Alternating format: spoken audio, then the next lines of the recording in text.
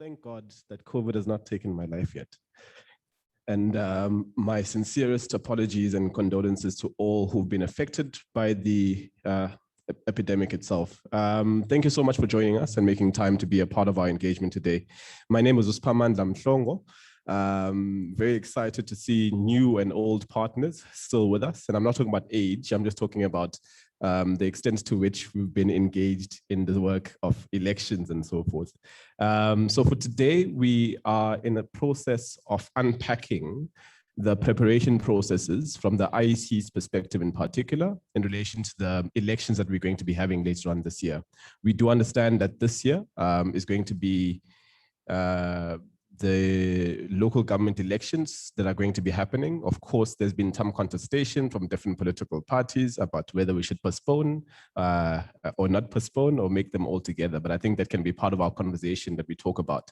Of course, our talking about it doesn't mean it's going to change anything, but it just means that we have the ability to air out our thoughts and our sort of critiques of some of those things that are happening in the public space. We are lucky to have with us a very important partner of the Democracy Development Program, the IEC, who's represented by the KwaZulu-Natal Acting Provincial Electoral Officer, Mrs. Ndomfuti Masinga, who will be joining us on the panel. We are also lucky to be joined by a colleague of ours that we've been working quite well virtually. And of course, as I said, this is my first time coming into the public fora in over a year. This is my first time meeting her in person. For the period of time that we've been working together, Ms. Bonolo Machale from the Center for Human Rights at the University of Pretoria.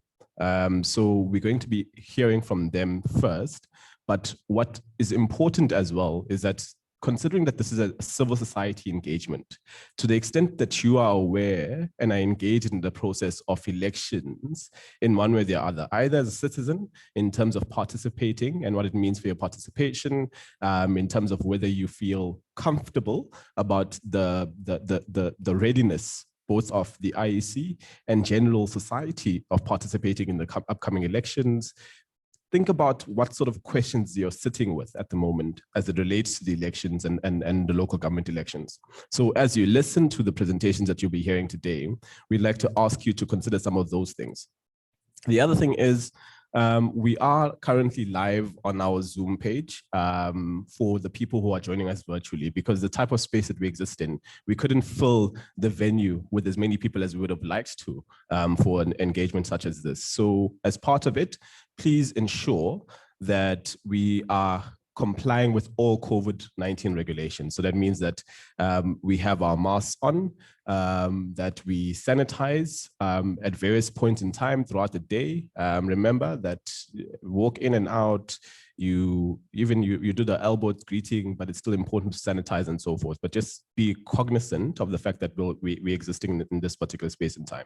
The other thing is we have mics set up for Q&A in the middle. No one will be touching the mic.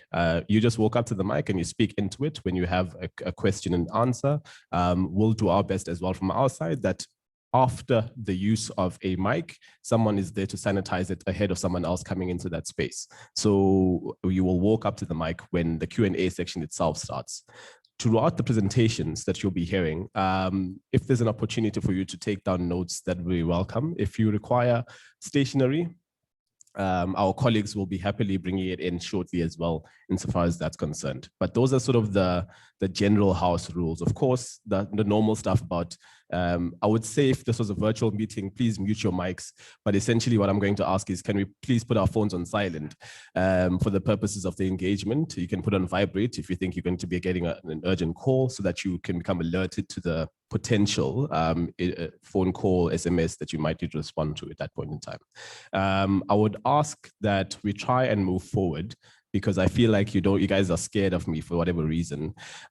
So if before our executive director, Dr. Paul Kariuki, comes through and does an official welcome on behalf of the organization, the board, and our core donor, I would ask that we maybe, at the very least, we sit over here.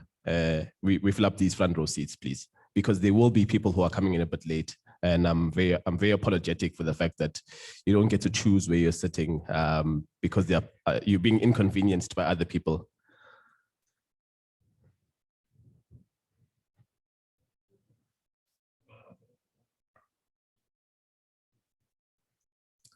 All right. And so, as I was saying, I'm going to invite our executive director, Dr. Paul Kariuki, to do an official welcome to all who are in the room on behalf of the organization, our board, and our co-funder, Konrad Adenauer Foundation. We're going to ask our colleagues who are joining us over Zoom to I think it's important to mute your mic. I don't know if we can get sound right now, but I think for the purposes of just being aware, you can mute your mic, and also just be aware that you can type on the comment or chat box for the purposes of asking questions if you have any questions. Mrs. Masinga will be happy to know that we already have some questions for the IEC from some of our civil society organizations who weren't able to be in the room, but were keen to ask some questions ahead of time. So after your presentation, you'll be very busy responding to those questions. Dr. Kariuki, welcome. Can we give him a round of applause, please? Because it's being recorded. Don't mind. It's not our normal practice. And with your permission, can I just take this for a while? I'll put it back. You know, this is what COVID has done for us. Now we have to be very sensitive to the things that we're doing. Thank you so much, Brian. And I'm very grateful on behalf of the organization that you did take an opportunity to be here to come and join us and make time within a very short space of time to come and engage in this wonderful conversation that we believe that you found it also useful to spend your time with, and even to share your thoughts with us, given the fact that our president has already made a pronouncement that our elections are now official on the 27th of October. And now it's all systems go in terms of mobilizing citizens, which is one of the core mandates of our organization as DDP, to motivate and to encourage, activate everyone to participate in this important civic role and responsibility in ensuring that our democracy is advanced and consolidated and deepened. And as Brian, my colleague, said, we are grateful to have this ongoing partnership with the Independent Electoral Commission here in the province and also nationally. We'll continue to support the work of organization in terms of this kind of processes. And of course, our dear sister from Center for Human Rights, who are going to be introduced shortly by our colleague. Having said that, I would like to welcome all of you on behalf of the DDP board, staff, and our founder, Konrad Adenauer Stiftung. Let's engage, let's learn, let's network, and stay inspired. Thank you so much.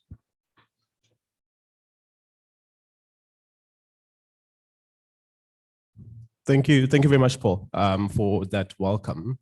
Again, we're going to ask permission that for the bulk of my sort of facilitation, I'll be steering away, but I'll try and keep my mask down just because of the nature of how the mic is set up, if that's okay with you. Okay, so we're going to introduce first to speak on our panel, Ms. Bonolo Makale, who manages the Democracy and Civic Education Unit there at the Center for Human Rights, University of Pretoria. And her presentation will be speaking or giving a brief background insofar as why we as an organization feel it's important to host this type of work. She's going to be interrogating for us the nature of civil society engagement with the political realm, as it were. And so her presentation, whilst it won't be a PowerPoint, will be giving us an insight in terms of the purpose of why civil society is an important stakeholder when it comes to the electoral process. And thereafter, we'll be having Mrs. Ntomfuthi Masinga, of course, on behalf of the Independent Electoral Commission, who will then be giving us some insight in terms of the work that they are currently engaged in preparing for the elections later on this year. And of course, there'll be a variety of issues that she will be able to sum up for us in that presentation. Some of you might be aware that the DDP at the moment is engaged in a process of recruiting observers for the purpose of observing the local government election that's coming up. And our observer mission is going to be doing a brief training at the end of this week on Friday here at the hotel as well. So some of this work is part of the content that we're attributing to that session. And so if you're here and you're part of the observer mission based on some communication that we've had over the past couple of days, then I'm very proud to be hosting you as well, so that when it comes to Friday, you're probably only going to be there for lunch because of how informed you will be on the basis of these engagements, but that's fine also. We do welcome that camaraderie. So Sisbonolo, if we could give you a round of applause as you join the podium that is currently being sanitized. I just want to make sure that, these are all nice. It's new for me, this thing. So yeah, okay. So it's being sanitized and being prepared for you. You can sit, you can talk at the seat as well.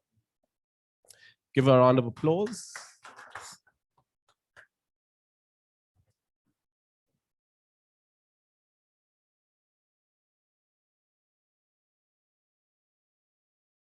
Because I'm not feeling quite well.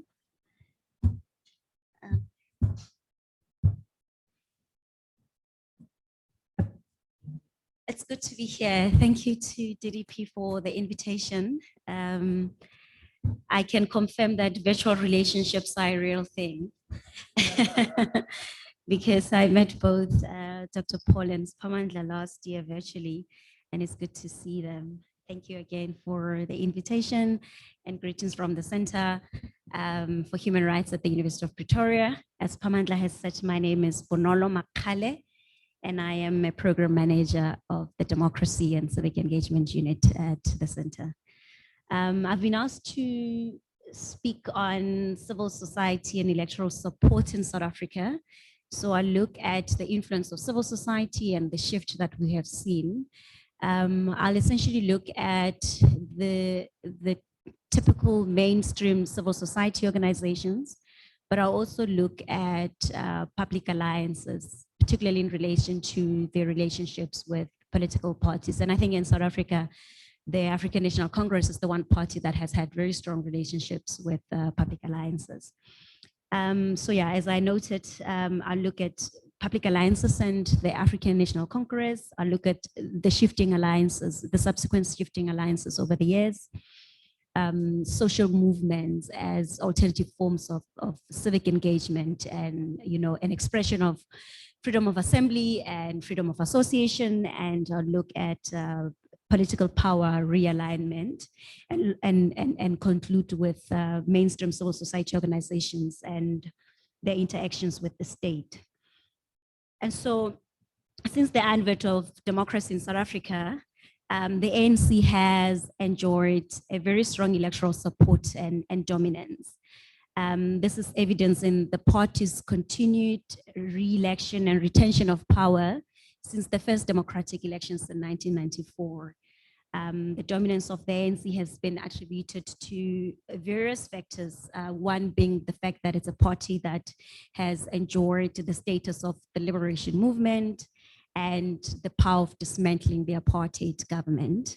But we've also seen other important factors that have allowed the ANC to maintain electoral dominance and power, and that's through the influence of civil society organization. And in this case in particular, as I mentioned earlier, the relationship with public alliances.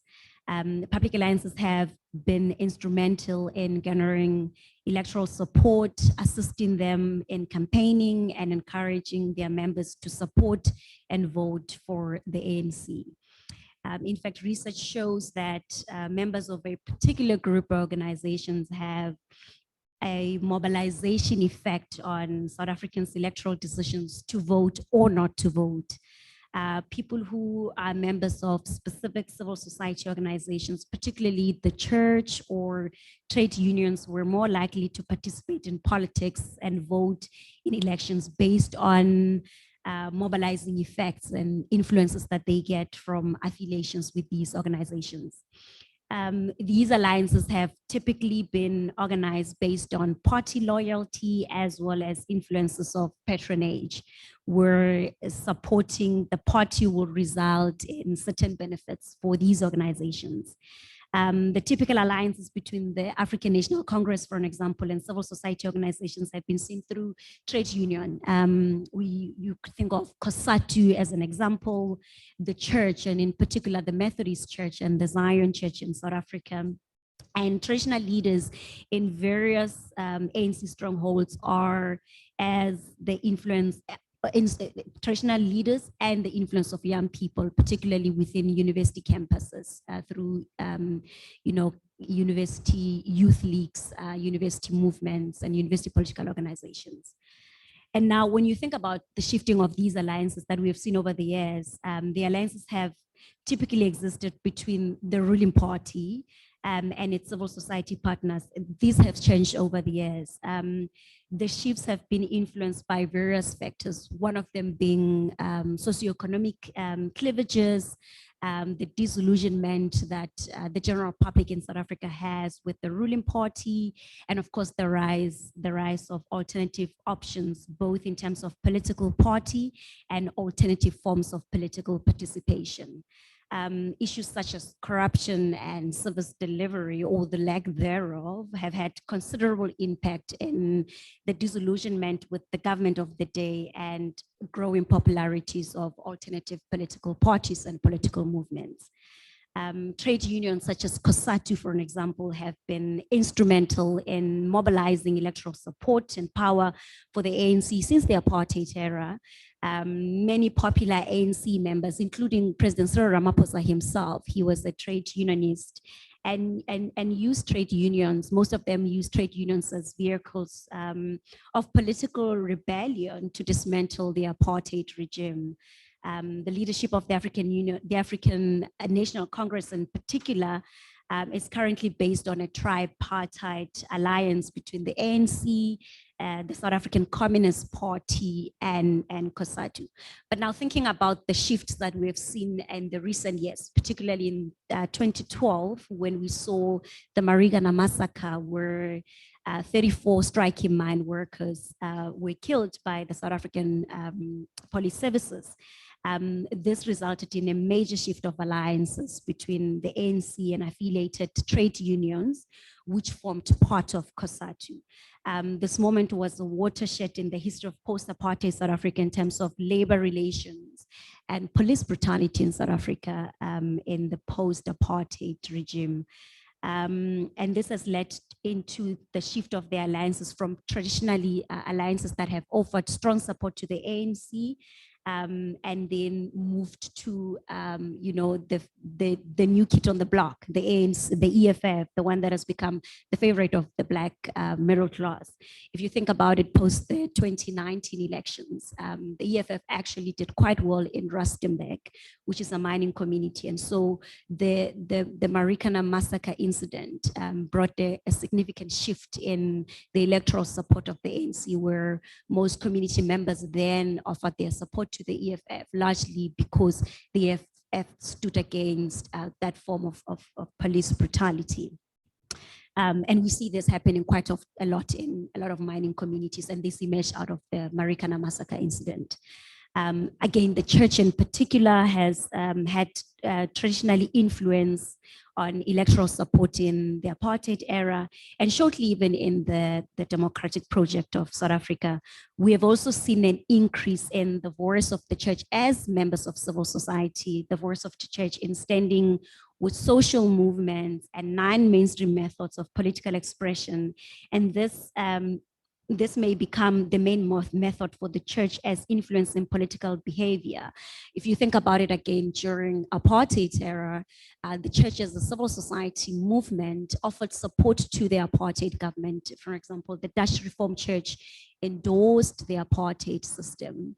And then what happened subsequent to the Dutch Reformed Church endorsing the apartheid system, we saw a collection of Christian leaders, your Frank Chikani, your Alan Boysak, that came together and developed a document that's called the Kairos document. And essentially the Kairos document was challenging the Dutch Reformed Church in endorsing their party system. So again, the church has always been, as members of civil society body, the church has also always been, a body that in some way engaged with the state in that regard. Increasingly, we see the rise of popularity, especially among the youth, of different forms of political expression engagements. And this has also led to the shift in alliances, particularly with youth leagues on university campuses. As I mentioned earlier, that the EFF in particular, but we also have seen that the DA have claimed strong youth-based support on university campuses, particularly because of their youthful leadership and also youth perception that engagement with these parties may yield more fruits and results for protection of youth interest. Young people are more inclined to participate in party politics when they see that their interest can be protected and cared for. Again, if you think about what's happening at Wits University, the EFF, for example, has quite a lot of support among young people, because young people and university going students on that campus in particular, and even at the University of Pretoria,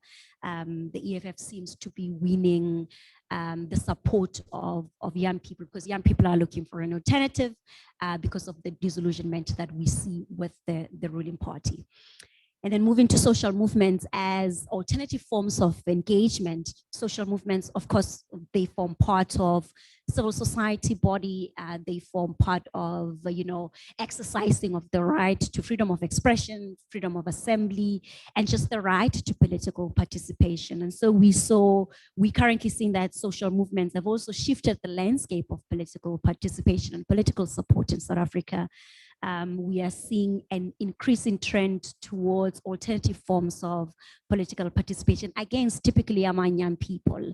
Again, if we think about voter turnout, post the 2019 election, even the 2016 elections, we've seen a significant decline of young people not voting, not participating in electoral engagements and support.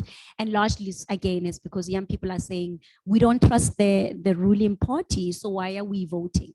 But the interesting thing is that even though there's apathy among young people and young people aren't voting, young people have found ways in which they can engage, politically engage with South African elections through social movements, where you think about the rise of movements like hashtag fees must fall, hashtag roads must fall, where young people, even what was happening at Wits University again a couple of weeks ago, where young people were protesting for free education, young people are speaking up against recently. In fact, yesterday, or I think it was the day before yesterday, on Monday, there was a protest of a few young people to the South African Parliament to protest on hate crimes against people, the LGBTQI community. So we are seeing a rise of social movements and young people choosing to engage in alternative forms of political participation because they are struggling with the status quo. And now moving to political power realignment, I think we see the realignment of political power playing out in South Africa, particularly in the past two election cycles, where the ANC have seen a decline in support and loss of former strongholds. I think again in 2016, the ANC lost the city of Johannesburg, they lost Tshwane municipality, they lost, what was the third one? Nelson Mandela Bay. So this power realignment is not only as a result of issues that exist within the ANC itself, like the factions within the organizations, or corruption, or the general disillusionment that people have had with the party and its failure to provide basic service delivery. But it's because of an increase and a rise of viable alternatives, as I mentioned earlier, alternatives like the EFF within the KZN context as well. IFP has been one of the strong opposition parties, and the DA in particular. Political party realignment has also taken the form of delusion of the vote through opposing party alliances, particularly between the EFF, the DA, and again, the IFP within the KZN context. Electoral support is largely based on racial lines in South Africa, and race still affects voting patterns to a large extent. However, trends illustrate the proliferation of political parties competing in elections, where the vote, where people, again, and I mentioned this earlier, where people are looking at alternative options and alternative political parties to vote. And again, the typical Black person will either vote for the EFF, for example, or the IFP, while the typical white person will vote for the DA or Freedom Plus or other contestants. But there's also a non-voting population in South Africa, people abstaining from voting for several reasons, but key among these in the recent years have been attributed to issues of lack of trust in the government of the day. And this abstention has also been associated with feelings that voting actually does not change the status quo, which explains the proliferation of other methods of political expression and engagement, which people deem more meaningful than going to the polls. And as I mentioned earlier, we see this being a recurring trend among young people, where they're exploring alternative ways of political participation. Now, as I close, I want to look at mainstream civil society organizations and their interaction with the state during elections. Aside from their role as organizations that shape individual alliances and power dynamics, civil society organizations provide an alternative role in the election equation. Mainstream civil society organizations, for example, provide systems of check and balance that keep incumbents accountable. The oversight role where human rights or free and fair elections are concerned. I mean, you can think about organizations like the Center for Human Rights, for an example. We've done quite a lot of work in elections in Africa and ensuring that we keep the state accountable in making sure that there's free and fair elections. Again, as an example, if you think about what happened in Malawi, where civil society organizations in the region offered strong support when the government of the day wanted to entrench itself and not going onto voting using COVID-19 as an excuse. But I mean, of course, I get the fact that there are conflicting interests, particularly if you think about rights, that citizens have a right to vote, but also citizens have a right to health. And so what has happened within the region, for example, with various countries that were supposed to have elections last year, where states will use or rather amplify the right to public health over the right to vote, for an example. But even at that, amplifying the right to vote is not necessary, or rather the right to public health. It had been used as an excuse to entrench themselves. But what we saw in Malawi, which I think was an interesting case, were civil society organizations and Malawi citizens decided that actually, no, we're going to hold the state accountable and make sure that the state does not use COVID-19 to entrench itself. Of course, it was a different case in Burundi, but Malawi makes an interesting case study where civil society organizations and citizens said, in fact, we are going to use our political expression right and our right to vote against what we see the state doing. Again, in South Africa last year, we saw the importance of civil society organization in electoral processes through the litigation of petitions to the Constitutional Court about the Electoral Act, where this resulted in a judgment declaring the Electoral Act unconstitutional, to the extent that it bars individual candidates from being able to contest in elections at national and provincial level. The legislature was mandated to amend the Electoral Act and given a 2-year period to do so. You know, these amendments will open civic space, because what that then means is that ordinary citizens like you and I can actually then, you know, go run as individual candidates outside of the PR system. And this speaks to really the protection of democracy and ensuring that Africans or citizens largely can engage in elections on that regard. The step by civil society organization and mandate from the court has reviewed the much needed conversation around electoral reform in South Africa and points to the continued importance of civil society organizations as the voice of the public and its multifaceted role in society.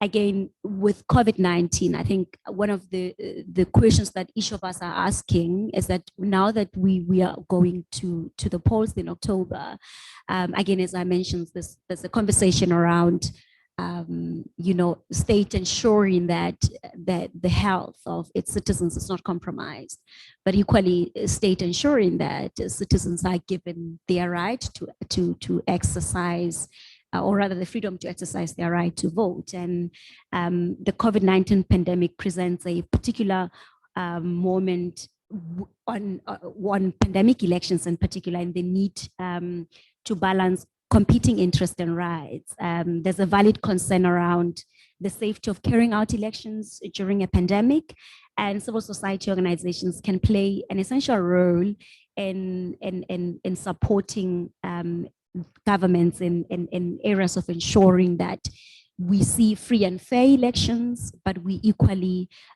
explore alternative ways to ensure that citizens are protected. And I think we can all agree that civil society organizations, not only in South Africa, but within the region and globally, have really played a significant role in one, keeping states accountable, to offering states the kind of support that they need in terms of technical support that states need.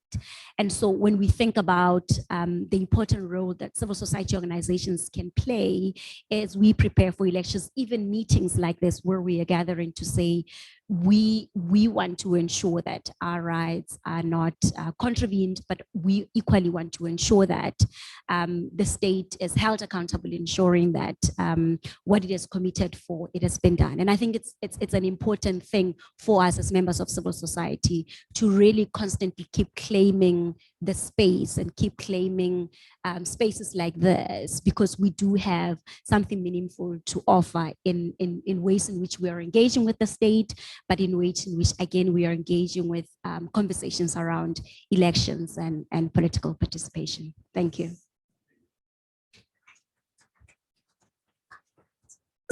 Thank you very much, Bonolo. The one thing that Bonolo critiques me about in terms of a pronunciation of her name is I always pronounce it in Zulu, telling it to Bonolo. Which I assume doesn't mean anything in her language. So it's Bonolo, Makale.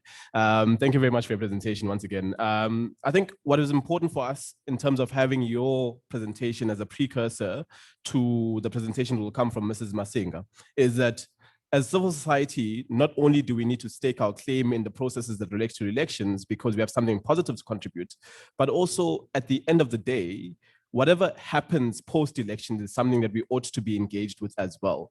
So the results of the elections have an indication in terms of what work we ought to start undertaking in order to ensure that the democracy that we so rightfully fought for and want to keep intact is important. The work that we do afterwards is very important. So as Mrs. Masinga conducts the presentation, keep that in mind in terms of what work exists then for us as civil society in the components that she'll be presenting? What is it that we can start to do in the spaces that we occupy to encourage more participation from stakeholders or in our constituencies, if there's participation, or more conversations about what is it that needs to shift in our communities in order for us to be more willing to engage in electoral processes as part of the conversation as well.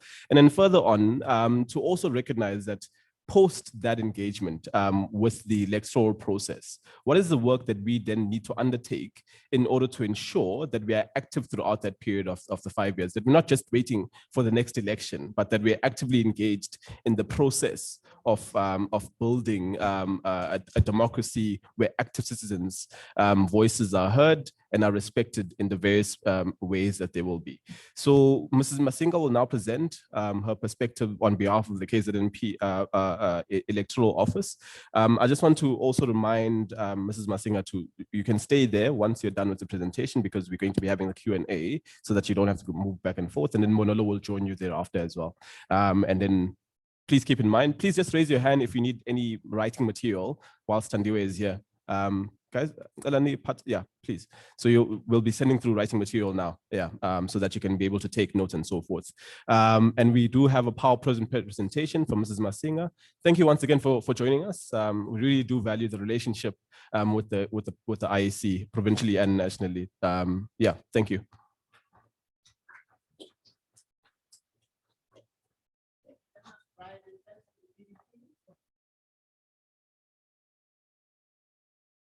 Cool. We appreciate opportunities like this, particularly these days when it's quite difficult for us to engage with everyone that we need to engage with, particularly on our outreach and communication sections. I must indicate that with us today, I do have our communications and outreach head from our Tegwini IEC office, Mr. Malus Msomi, which means that when the Q&A session comes, Mr. Msomi, I won't steal his thunder. He is responsible for eThekwini region as a whole. Maybe you can stand there so as I show you off. He is the head of outreach and communications, but because we run a very stream machine in our office, he is also responsible for recruitment and training in the eThekwini region. So it's outreach communications plus recruitment and training. So he is a serious boss in the IEC in the eThekwini region. Thank you very much. And thanks, Bonolo, for laying the ground for this presentation that I'm going to be doing now. The nice thing about being in the civil society sector, which is where I come from, by the way, is that you can say opinions and views. In the environment that I'm in now, I have no opinion. Everything that I do is highly regulated. We always say the election environment is one of those where we even regulate common sense in the IEC, because you basically cannot have an opinion, but you need to know what you're doing. You need to know your legislation. You need to know how we manage the elections in this country, so that anyone who wants to know just about anything about elections in this country should go to an IEC official and be able to get answers. So mine is a very technical presentation in terms of the state of readiness of the IEC in this province. I will touch on a few things. It becomes difficult, Brian, when you talk about the state of readiness, because you can talk about everything. So I try to streamline it a bit to stick to things that will, at the end of my talk, everyone will have confidence that the IEC is ready to run elections. I will touch on the legislative amendments. I will touch on the KZN statistics and what our planning state of readiness is. I'll touch briefly on the ward demarcation process, because we work very closely with the Municipal Demarcation Board in terms of drawing up constituencies. They draw ward boundaries and we do voting station or voting district boundaries. So we work quite closely with them. And unfortunately, their process happened during the first round of COVID in the country, where everyone was still in a state of panic. So a large group of people missed that in the country when the MDB was redrawing ward boundaries. So you could be sitting thinking we are in Ward 6, yet we are now in Ward 10. And we saw that it was a very interesting phenomenon last week when we had by-elections. One of the political parties was saying they were going to sue the IEC because they were busy campaigning in Ward 19, in Ward 6, in Hammersdale. And yes, the election was happening in Ward 19, and that demonstrates a high level of confusion, even amongst our key political players in the country, who cannot differentiate between the ward network for a general election and the ward network for the by-elections, which is still in line with the 2016 ward boundary demarcations. So if our political leaders are at that state of confusion, you can only imagine when you spend so much resources campaigning in a wrong ward for a by-election. That says a lot about our level of understanding as a country of the newly demarcated ward boundaries, which will form the basis for the coming general local government elections. I will touch on key innovations that have happened within the IEC during particularly the lockdown period when we couldn't run by elections. It basically gave us more time to oil our machine as an organization and to also re-look at how we've been doing things and see how best we can take advantage of our new normal as a country and still deliver a credible election for the South African citizens. I will then touch on some, what's happening is I'm using this and I'm meant to be using something else. So this is just the outline. This presentation will be available to everyone who is here. DDP is going to share it. So don't stress about the fact that we didn't make copies for you today. We will share it quite widely. And then we'll talk about the COVID measures because those are some of the things that people are worried about. Are we going to be safe going into this election? Are we not exposing our staff as the Electoral Commission as well as the voters in general? Brian also asked that we touched on two other matters. One of them is the party funding framework in the country in a very concise manner. I don't intend going into details about party funding. I'm assuming that no one is intending to register a political party here unless I'm misinformed. You wouldn't have to go through the technical process of declaring who your funders are. So, but we will touch on this just for you to know what to expect because that piece of law is already in action. It went live on the 1st of April and we are already seeing who is funding who, which is very interesting. He also asked me to touch a bit about the change of the framework as already indicated by Bunalo earlier in terms of the amendment of the Electoral Act to allow independent candidates to contest general elections. But I must quickly indicate that that has no relevance to the coming local government elections. The law is being amended in as far as it affects the provincial and national elections. And the last ones we had were in 2019, and we will have the next elections, those who did maths. The last elections were in 2019 for national provincial elections, and 5 years from then will be 2024. Okay, so that has relevance only for the national and provincial elections. It doesn't affect how the constituencies are demarcated for the purposes of the provincial, for the purposes of the local government elections. Feel free to, I'm not sure how you would like to do this, Lloyd, whether you will prefer that we, Brian, why am I thinking about Lloyd? I do the presentation, all of it, and people will ask questions at the end. Okay, no, thank you very much. If you look at the timeline that I've put up, maybe because before I even touch on it, you will know that the term of office for the current sitting councillors expires on the 3rd of August this year. As the Electoral Commission, we then have 90 days within which to hold an election, and that 90 days commences immediately on the 4th of August and expires on the 1st of November this year. All along, we have been planning on the basis of holding an election on the first possible Wednesday. We have a culture in this country which is quite entrenched to hold elections on a Wednesday. So all our plans have been towards being ready for a first possible Wednesday, which has been the 4th of August, where we could have an election in this country. What has since happened is that the president has gone public about the date of the 27th, but let me also be quick to indicate that the prerogative to proclaim the election date, which is basically gazetting it and putting it in a public gazette, sits with the Minister of COGTA at a national level. Unlike the national and provincial elections where the president is responsible, for the local government elections, it's actually the MEC COGTA. In this case is Dr. Nkosazana Dlamini-Zuma, who has that function as the minister because they are the custodians of local government in this country. So she has the responsibility of proclaiming the election date and putting it on a government gazette. And we've been in communication with her for quite some time now to try and establish what will be the best period within the 90-day window that we have to hold an election. Initially, we were competing with the national census, which was supposed to happen in September, October this year, and they have graciously agreed to move the census to next year.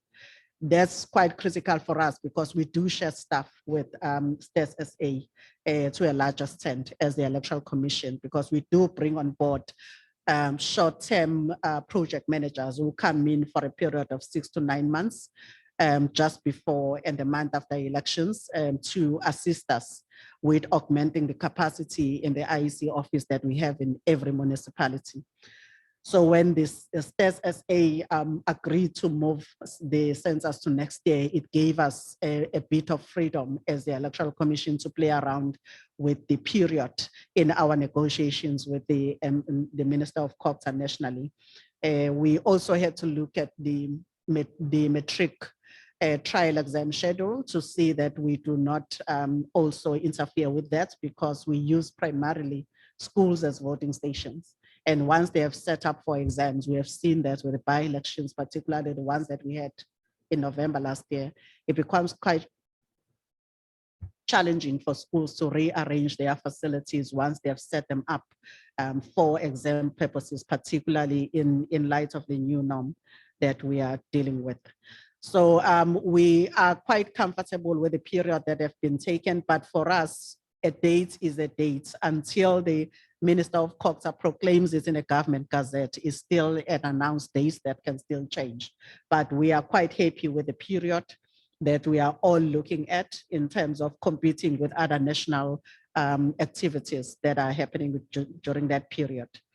I already indicated that in 2019, okay, I haven't used this. Okay, it works. If you look at the first block, this is the block I was referring to, where the MDP had to realign the ward boundaries. They have to do that every 5 years because the population in wards changes from year to year. But in this country, we work on the basis of 5 years. Every 5 years, the Municipal Demarcation Board comes to the IEC and get the latest voters roll that was certified. So we only certify a voters roll for a specific election. So the MDP had to use the voters roll that we certified in preparation for the 2019 national elections. And they use that as a basis for redemarcating ward boundaries. They also work in a similar fashion as us, where you have a standard norm that you use in each municipality to determine the number of people per ward. Once that number has exceeded by beyond 15%, the MDP has no option but to realign that ward boundary to keep the number of voters in a ward as close as possible to the norm that is approved for that particular municipality, because it differs from municipality to municipality depending on how sparsely or densely populated that municipality is. In eThekwini, for example, you can have a ward with 15,000 people, but in rural municipality, a ward has an average of 3,000 people because of the sparse nature of the population in rural municipalities. So that was concluded this year, where we then, as the IEC, have to realign our voting district boundaries as well. Because you'll find that when they redraw a ward boundary, they may split a voting district in half or split a portion of the voting district. We then cannot have a voting district that straddles more than one ward in any given locality. So we have to realign our voting districts in line with the MDP ward boundaries as aligned. We then intend to do let's start here.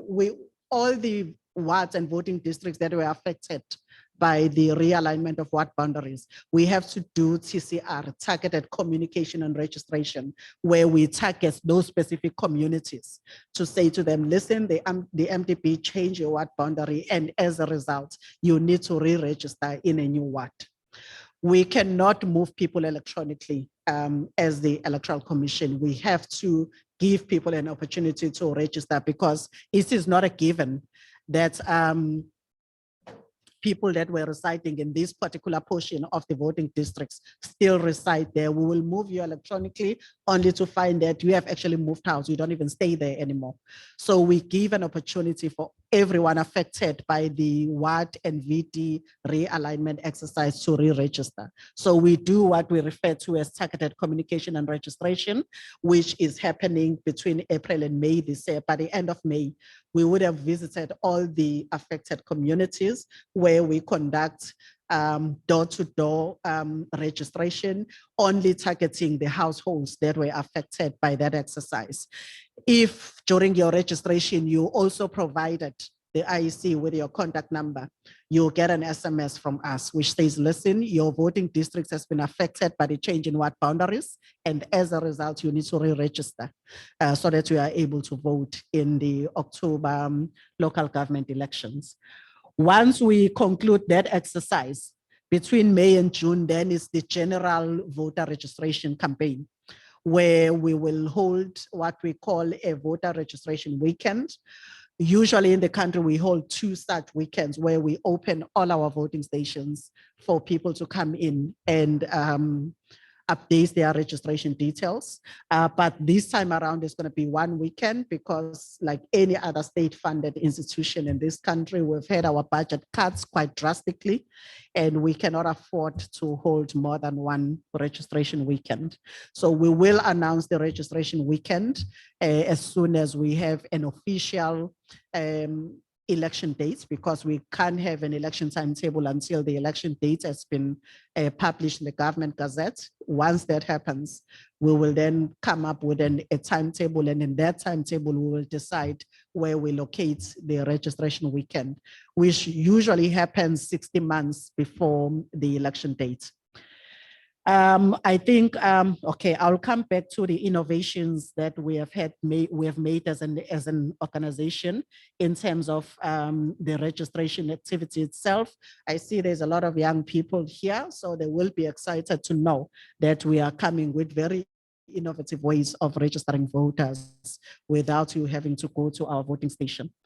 Once we conclude the registration activity, we then go to July, August, where we will do candidate nomination. We cannot move on to candidate nomination until we have closed the voters roll for that election. So we expect that as soon as we conclude all our registration drives, we will then have the the Minister of COGTA proclaiming the election dates. On the day that he proclaims the election dates, our voters roll closes at midnight, and we can then start with our candidate nomination processes. That is scheduled to happen around July, August this year. And from then, we then move to August, November, which is the period that we had given the Minister of COGTA to decide on the election dates. If it's confirmed as the 27th of October, then we will do the elections on the 27th of October. And then 14 days after we release the results, we will then hold elections of local municipal representatives to district councils, because the district council is constituted of a 40-60 split in terms of councillors.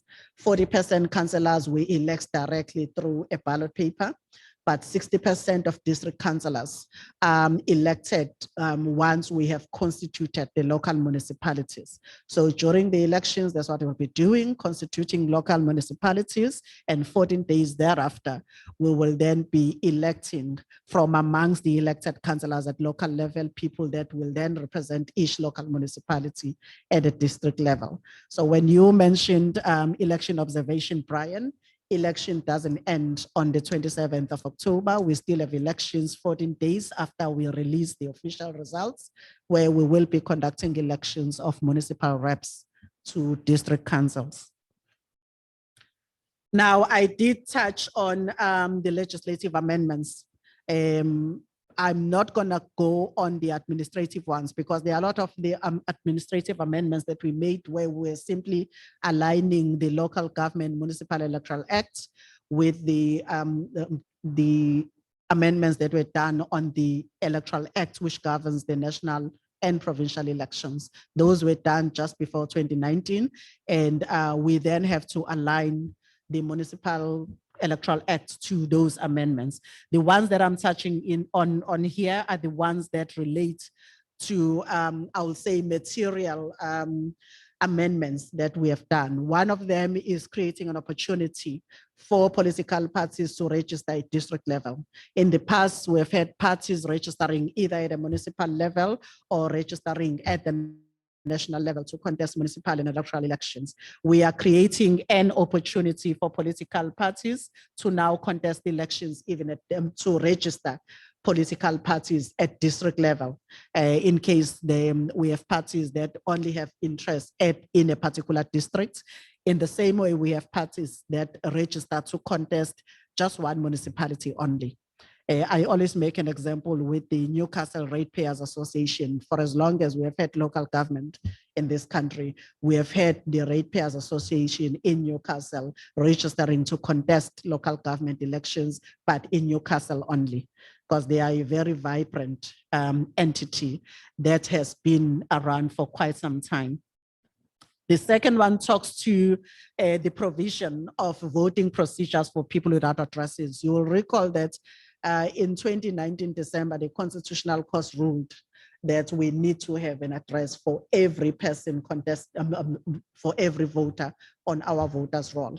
We have had several campaigns in this regard, but the bottom line is that the law didn't say that if you don't have an address, you don't vote.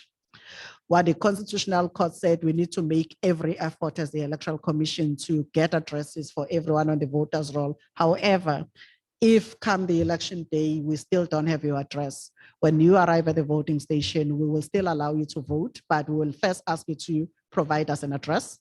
If the address that you provide falls outside of the ward where you thought you reside, we unfortunately won't give you the ward ballot. You will only get the 2 ballots, the PR proportional representation ballots for your municipality and the PR ballots for your district, because we cannot allow you to vote in a ward if the address that you provide falls outside of the boundaries of that ward.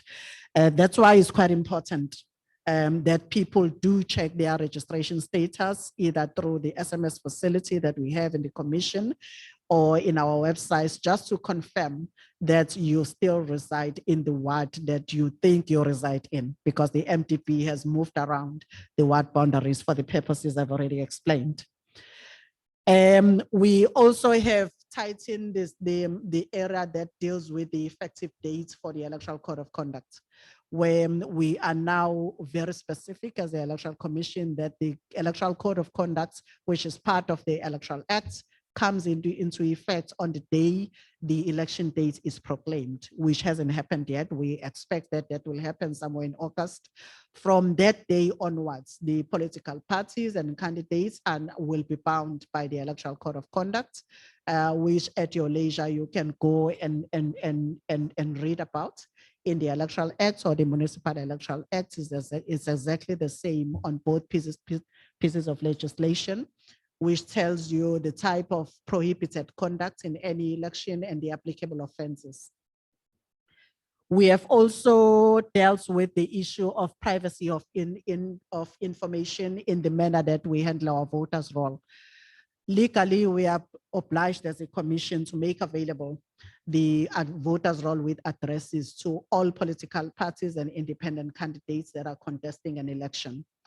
What has since happened is that we have been challenged in the manner in which we made this information available to political parties. We will still make this voters roll available to parties because they need it in order to campaign. There is no point in campaigning people that are not on the voters roll. So they need to know exactly who is on the voters roll so that they can target you and go and canvass you to vote for their parties. We will now be giving this information in a particular order to political parties. We will be redacting some of the digits, for example, on the ID number, so that when we give them a voter's roll, because it comes with ID numbers and addresses, we will only reflect the 6 digits of an ID, which shows a date of birth, and the 1 digit that confirms your citizenship in your ID number. But we will not have the full ID number given to political parties to protect voters' information. We will also We have also made the process quite easy in terms of managing the submission of names of candidates by political parties. You will know that was done physically in our offices, but we also had an option since 2016 for parties to submit the names of their candidates electronically to the Electoral Commission. We have made that process even easier for political parties in that they can submit the lists of names, but they don't necessarily have to submit the acceptance of nomination by their candidates. That will become an issue if there's a legal challenge, because we have had situations where somebody puts my name on a political party list without consulting me. And then when these lists become public, people come to the commission and say, I never consented to being on the list of this political party. So we do not now collect that information up front from political parties, but we say to them, keep them on file. If there is a legal challenge against by any of the candidates on your list, you should have that information ready for us. That will assist us as the Electoral Commission, in that is going to limit the amount of the volumes of documents that we receive for this purpose, but we will definitely ensure that parties do have that information should there be a need for them to submit to the commission. Lastly, this is a bit technical, but it's about the ballot paper statement, which was part of the law. In terms of how we manage it. This is just a statement that indicates how many ballot papers were printed at what time. We have realized as an Electoral Commission that that's a very administrative and a technical process. We've taken it out of the Act as such, but it will be dealt with under regulations. I don't think there's that's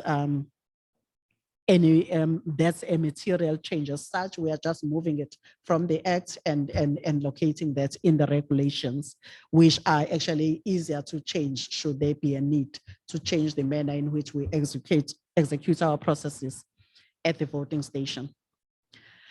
Now, the Political Party Funding Act, Brian asked that I touched on it. I'm sure you all know about it now. Is the act that governs how the political party funding framework within the country, because we've never had that before, where every funder that donates an amount of a minimum of 100,000 rands to a political party or an independent, political parties have to declare to the Electoral Commission. It's a new law that came into effect on the 1st of April this year and is currently active. And I think what I would like to say in this forum is that we actually have two types of funds that we're going to be managing as the Electoral Commission. We've got the Represented Parties Act, which has always been there, where we get funding from the Treasury, which we then split amongst political parties on a proportional basis, depending on the percentage support each party enjoys within the national legislature. That has been there all along and is going to continue to be there.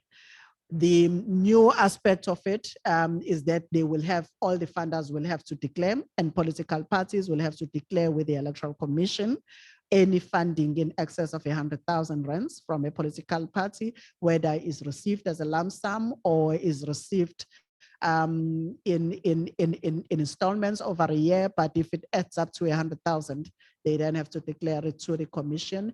The responsibility sits with both the receiver of the funding as well as the funder. But we also have, that is funding that goes directly to a political party. We also have a multi-party democracy fund. The multi-party democracy fund, you would have picked up that the Electoral Commission has been fundraising for that fund.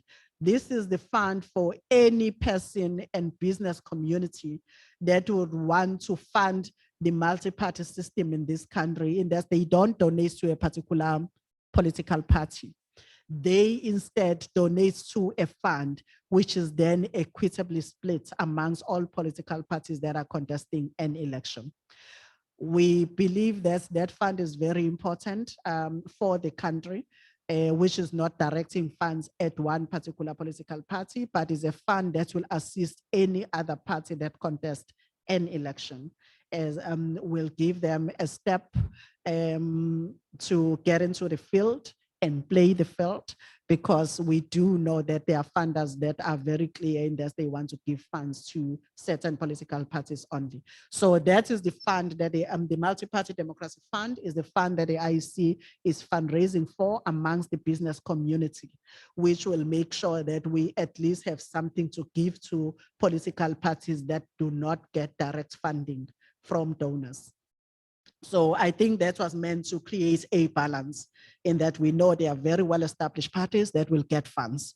And we know that there are funders that were happy to donate anonymously, but wouldn't be very comfortable to be known that they fund so and so. So we are creating space for those funders to say they still want to see a multi-party system maturing in this country, and they would want to help political parties with funding for campaigning and for running their political parties, but it will be channeled through us as well, and it will be shared amongst all political parties. So that's basically what the Political Party Funding Act is. It also regulates who can fund and who cannot fund. The key criteria is that we cannot have foreign interest funding political parties in this country. We know what that means. We need to protect our sovereignty as a country. You cannot have a party that is operating within South Africa but funded by international donors, because they may have their own interest. And you may find that may end up being the well-funded party in the country, and through this, they are basically manipulating our political system as a country. So this act also prohibits any international donor funding to a political party to make sure that the playing field is close to being leveled. It can never be completely leveled amongst political parties, but is an attempt towards moving towards a more leveled playing field. I've already touched on the amount, and I think what I didn't touch on is the maximum. Sorry. The maximum is 15 million. So you cannot finance a party to an amount exceeding 50 million. So the minimum is 100,000, maximum is 15 million. And I think I've dealt with everything else on that slide. Now moving to KZN statistics, these are our planning statistics. As a country, nothing has changed. We still have 1 metro, 44 municipalities, including that metro, and then we've got 10 district councils in the province. In terms of the ward delimitation exercise, I think I've dealt with that in my preliminary remarks. What I think I can mention is the PLC, which is the multi-party liaison committee. We have this structure in every municipality in the country, and it's made up of all political parties and independent candidates that contest an election. Whether it's a local, provincial, or national election, is the consultative structure that we use as an electoral commission to consult with political parties, whether we have an election or not. I did mention that there were a lot of innovations within the commission during the lockdown period. We kept political parties abreast of all those developments, even during lockdown, through visual platforms, so that they knew what we were up to and what the thinking was within the commission. So that's a very critical structure in our processes, because these are our key players. We always have to keep them abreast of our thinking and what we are doing as the Electoral Commission. So when we align our voting district boundaries to the new ward boundaries, we also consult with political parties, because when you change a voting district boundary, chances are the voting station is going to change as well, because the one that was central in the VD may no longer be central once you have aligned the VD boundary. So we consult with political parties before we firm up our voting station network going into the next election, which is the process that we concluded in April this year, and in March this year. And we have concluded that exercise. We now have stabilized our voting station network going into this election, and we did that in consultation with political parties. Now, this gives you just an overview of how local government has evolved in terms of numbers in this province. If you look, the first column is the election year. Those were the first local government elections within the democratic dispensation in the country. And this is going to be our 5th local government elections. And you can see how the number of wards have fluctuated between those elections. We are now sitting at 901 after the very latest MDP ward boundary realignment. And that is the number that we will be taking with us to the general elections in October. This to you indicates in numbers what I was talking about. KZN is highlighted in red. 44 municipalities, we started with 870 watts in 2016. We are currently sitting at 901. And I did mention to you that some of our voting districts were affected by this exercise. So 162 of them were affected when we realigned our voting district boundaries in line with the new ward boundaries. So the communities that we're going to be targeting this month are communities in these 162 voting districts, which were affected, where the voting districts was basically cut in half by the MDP, and we will be visiting those communities now to encourage them to re-register against their new ward boundaries. The total number of voting districts in the province have changed. We have acquired through this exercise 56 new voting stations. We started off with 4995 from the last general election.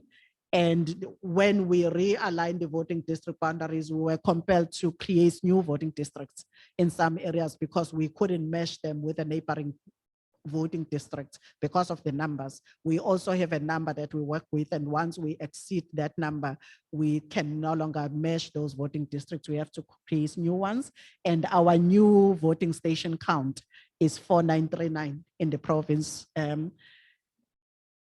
which is the number. Sorry, the original was 3885 and the new one is 4939. So this is the number of voting stations in KwaZulu-Natal, which is the second highest in the country after Gauteng.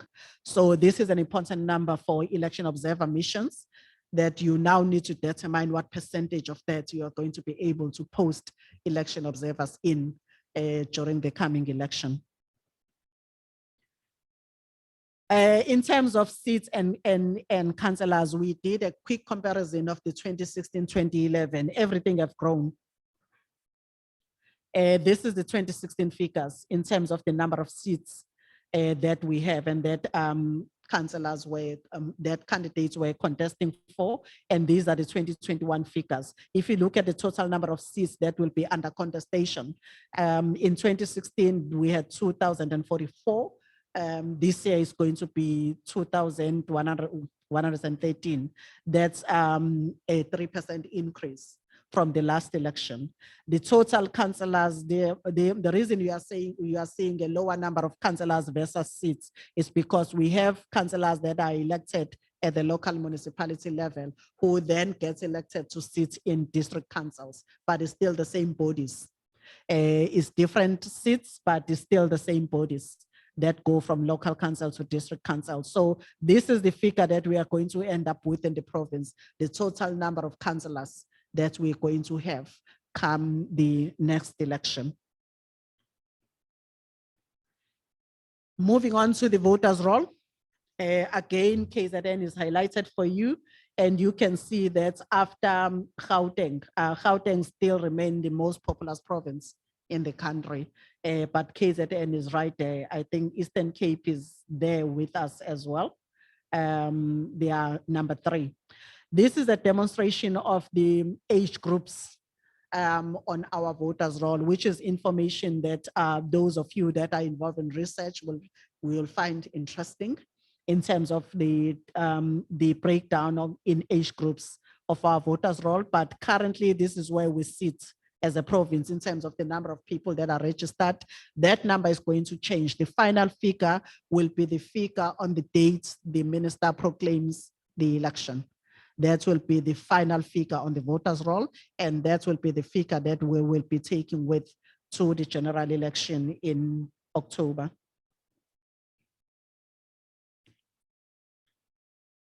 Okay, I touched on addresses.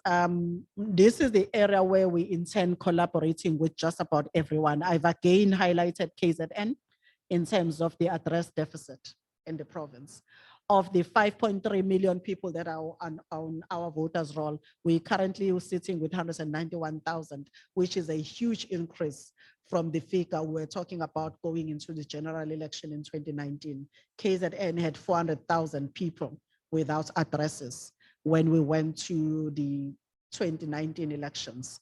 Right now, we're sitting at 191,000, and the reason is that we have collaborated with just about every state entity we could collaborate with, from Stats SA to Home Affairs to social development, to cell phone mobile network providers. And we have managed to run ID numbers of people we didn't have addresses against with these entities, and we have had a very good return in terms of addresses. We got addresses from these entities, and before we confirm that address for that voter, we then contacted them to check that, listen, we got this address from MTN. Please confirm if you still reside in this address, because if we put a wrong address against your name, it can misplace you as a voter and you can find yourself outside of your ward. So that initiative yielded very good results in this province. We managed to bring the deficit from 400,000 to 191,000, and we are still looking. We use every opportunity that we find to get addresses from these voters, because we wouldn't want to disenfranchise any voter who come on election day, because we know the ward election is the most important in these coming elections. And without an address, we wouldn't know which ward you qualify to vote in. So that's why we are still working with the entities we've been working with to try and harvest as many addresses as we can as we prepare for local government elections. One of the innovations in the province has been that we are making this list available to municipalities. The list of people without address is broken down to municipal level, and municipalities are helping us because they know the higher the number of people vote in that municipality, the better for the municipality. So we have made this list available to municipalities, and they will be assisting us in trying to locate these people and see if we can find them before the 27th and get their addresses so that we locate them on the correct segment of the voters roll. This is just a graphic representation of the address deficit in the country. The bottom shades from this shade of, I don't know what color this is lime, I think, to the bottom. You don't want to see those colors in your province, because there's from 7% up to over 20% of missing addresses on your voters roll. Fortunately, in KZN, as you can see, you only see two colors because we have a deficit of 4% in our voters roll at the moment. Only 4% of our people do not have an address. And if you can see KZN, you only have these two colors, which is a very good representation of the address deficit in the province. We've done well, and we hope to continue doing well. Omasipala are working very hard to assist us in finding these people. We look for them during by-elections as well. If you show up during by-elections, we have a voters roll, and then we have a secret list of people without addresses in that voting station. If you show up on election day and you are on the secret list, we then harvest an address from you. So by-elections are also assisting us a lot in terms of finding these people, because they do come to vote. And when they do come, then we do harvest an address. We have been engaged in a very comprehensive stakeholder engagement activity in preparation for the local government elections. We started last year and we are pretty much done. This is just a breakdown of all the stakeholders that we work with in the election environment. And these are the people that we talked to a lot last year when we're experimenting with a whole lot of innovations within the Electoral Commission. We consult with the stakeholders on different aspects of election management. When I go to business, for example, I mobilize business to contribute to the Multi-Party Democracy Fund to make sure that political parties that are just starting off in this province are also able to campaign during elections. They get a bit of funding because the represented party fund as it says, it only assists parties that are already represented in the legislature, but it leaves out all the other political parties, even your party that you may want to establish going into the elections. You need something to work with. So when I go to the business, I mobilize them around contributing to the Multi-Party Democracy Fund, but we also talk to them about the issues of allowing their workers time off to go and vote on election day. So it's various aspects of our work that we engage these different state entities on, depending on who the stakeholder is. Communication and voter education. I indicated that we've got Ms. Somi here who heads this aspect of work within our eThekwini municipality. I hadn't realized that we also have our provincial head of outreach and communications in the audience, or Dr. Nonhlanhla Hlongwane, who is with us today, Nines on Parade, because these are the people that will be responding to your answers, to your questions when I finish my presentation. Dr. Hlongwane, if you can just show a face. Dr. Hlongwane heads our provincial outreach and communications, and this is their area of work. I put it here because it is an important aspect of our work, because it supports operations. We can decide to do all sorts of things within operations, but unless people know about what we are doing, people won't show up. So our voter education and outreach section is quite critical in educating voters about our electoral democracy in general, and voter education specific to that election as well. We have done quite a bit as an organization in terms of complying with the COVID protocols. You will recall that when COVID started, we had a moratorium on by-elections in the country because everyone was still trying to figure out how to run an election within the COVID environment. We didn't fill vacancies last year from March. We only started filling vacancies in November. The reason we didn't do that is not because the IEC couldn't run elections during COVID. We have various measures that we've put in place as an organization to ensure the safety of both voters and our staff in our voting stations, as you would have observed in by-elections.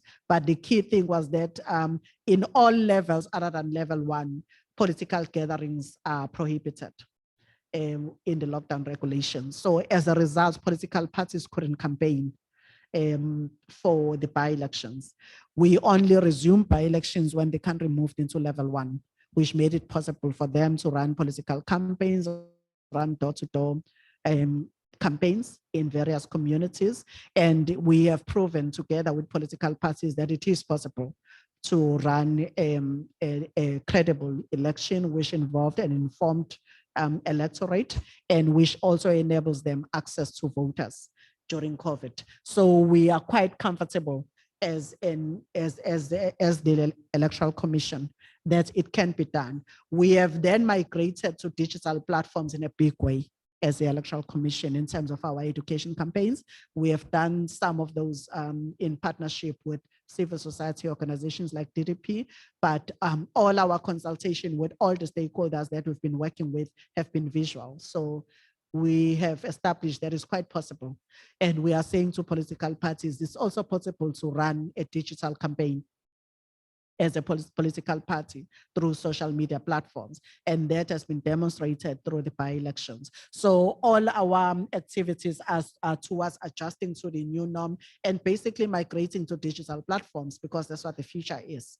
And we are together with political parties in this, and we are again saying, because there's been a lot of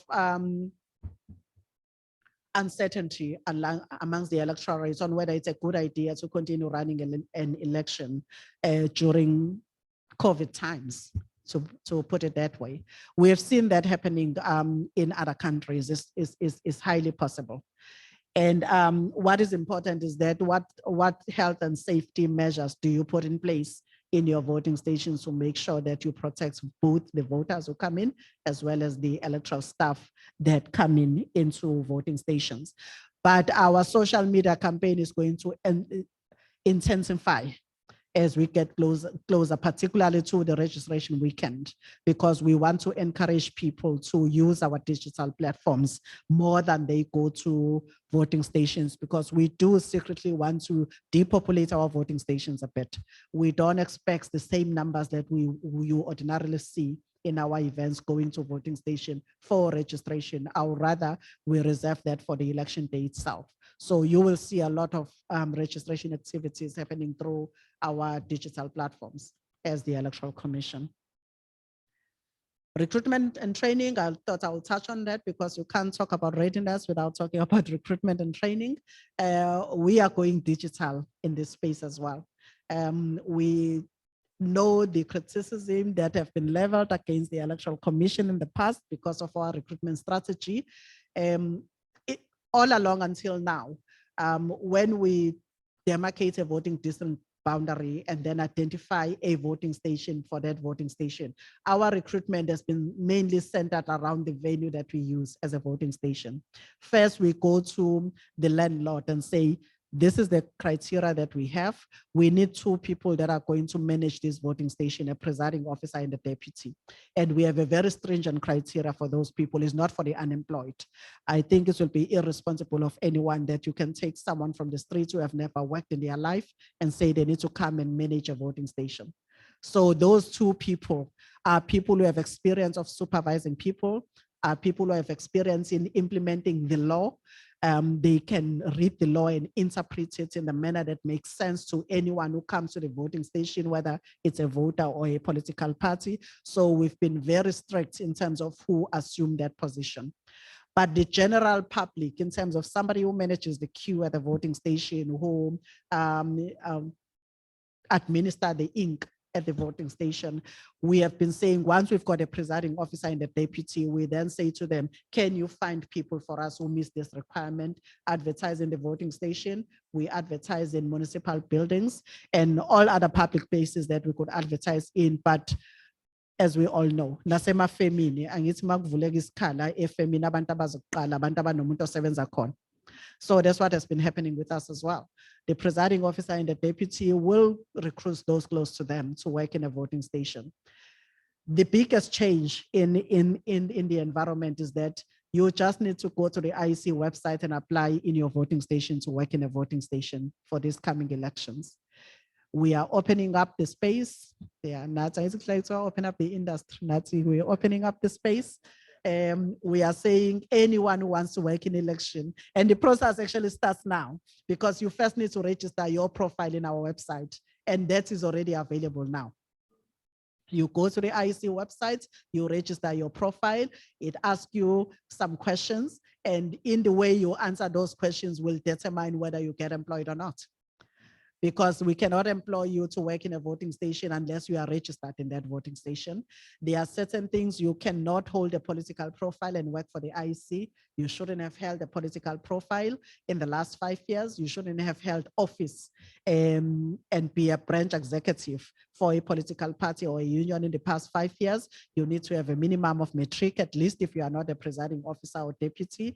And all that criteria is built into our platform on our website, and you will answer those questions there, and you will know by the time you finish whether you met the requirements or not.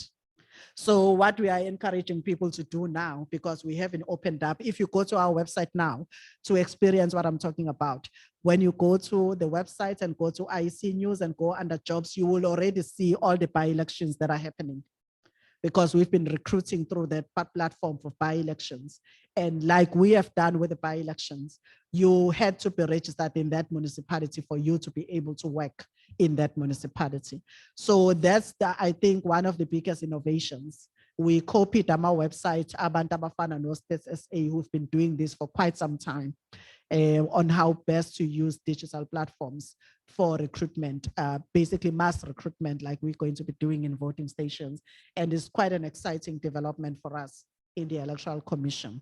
So you can test this by going to our website and registering your profile. If you do that, it becomes easier for you, because when jobs become available, all you need to do is apply for a job, but we already have your profile created and you already have a password to access our jobs website, our jobs platform on our website. So we are quite excited about this development, and is our way of also depopulating our offices, because just too many people come to our offices to apply to work in voting stations. So there's basically no need for anyone to go to our office for the purpose of wanting to work.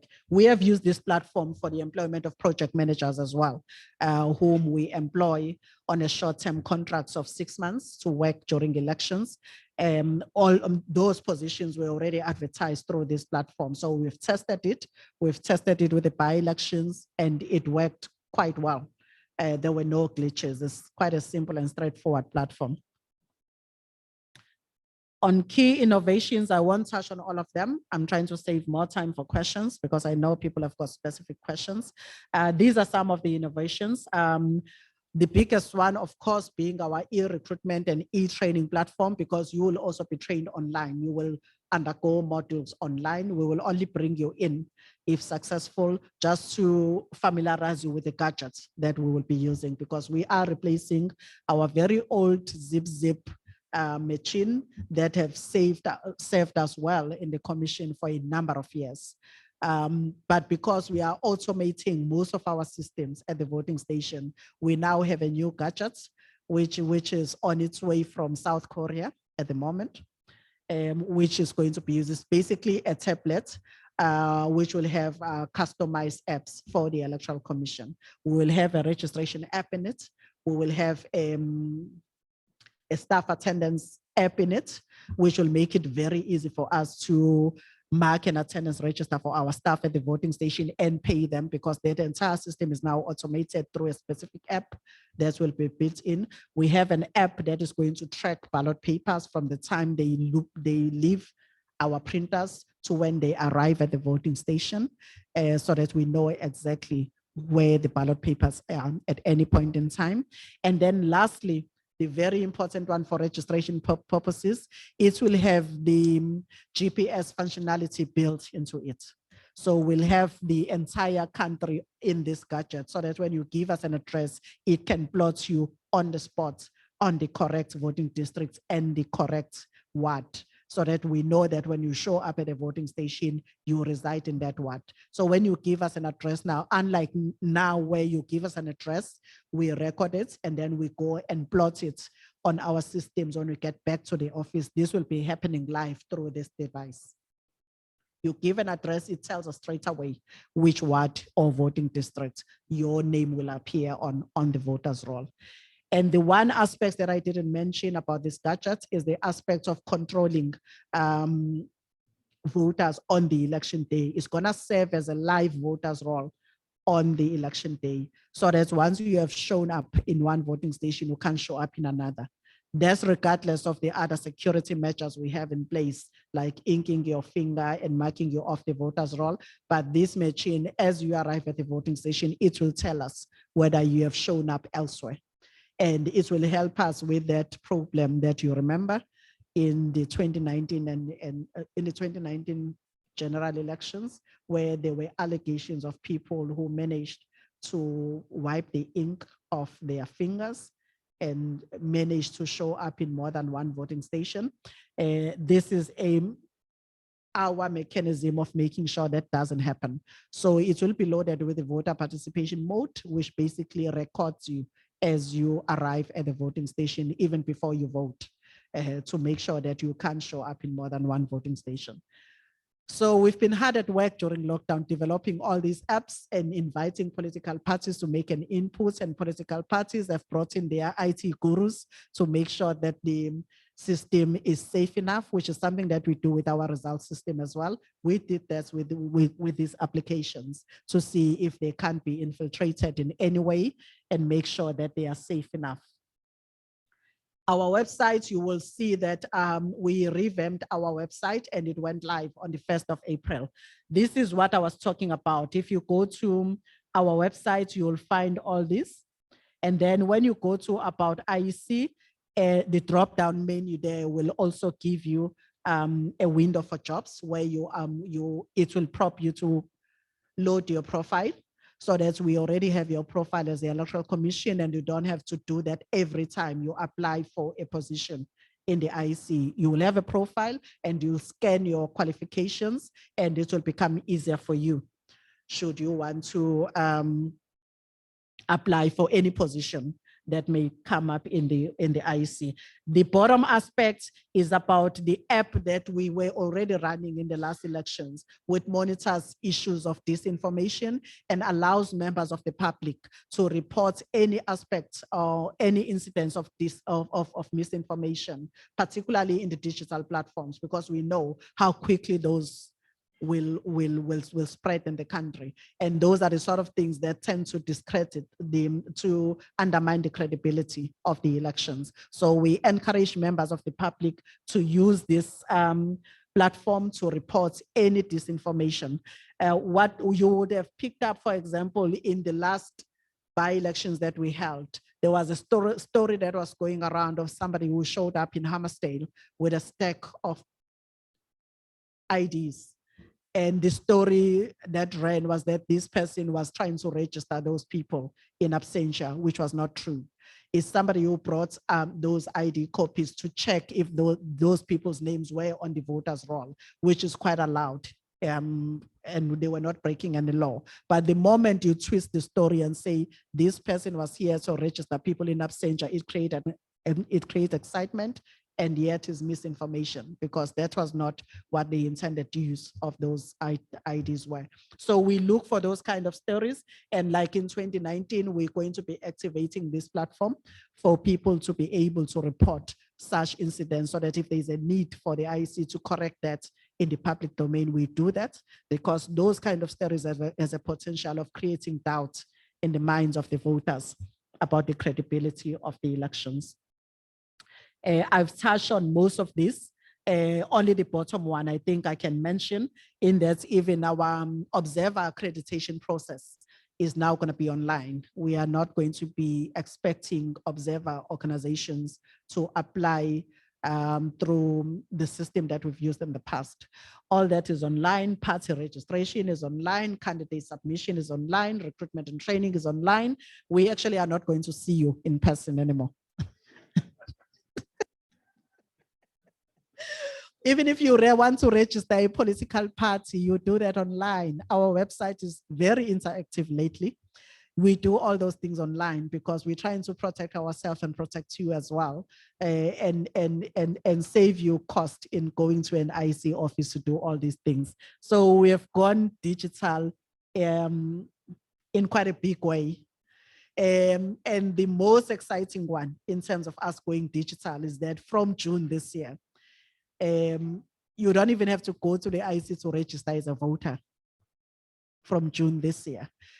So far, you were only able to update your details on our website if you were already a registered voter. You updated your address online, and through updating your address, we then moved you to the correct voting station and ward, depending on the address that you provided to us. Now we are saying that platform is not only available for us who are already on the voters roll, even the young people who may not necessarily be interested in going to the voting station, in the comfort of your home, for as long as you have a smartphone, you can access the IEC website. You can go and register from the comfort of your home. I think that's the biggest improvement in our operation. You will understand why we took so long to get here, because you have to build in very stringent security measures to make sure that we don't manipulate the system, because as voters, we can do that. Even now, just changing the address of a voter, we have to build in security features, because if someone were to go to our website and change your address, they can actually move you outside of your ward without you knowing.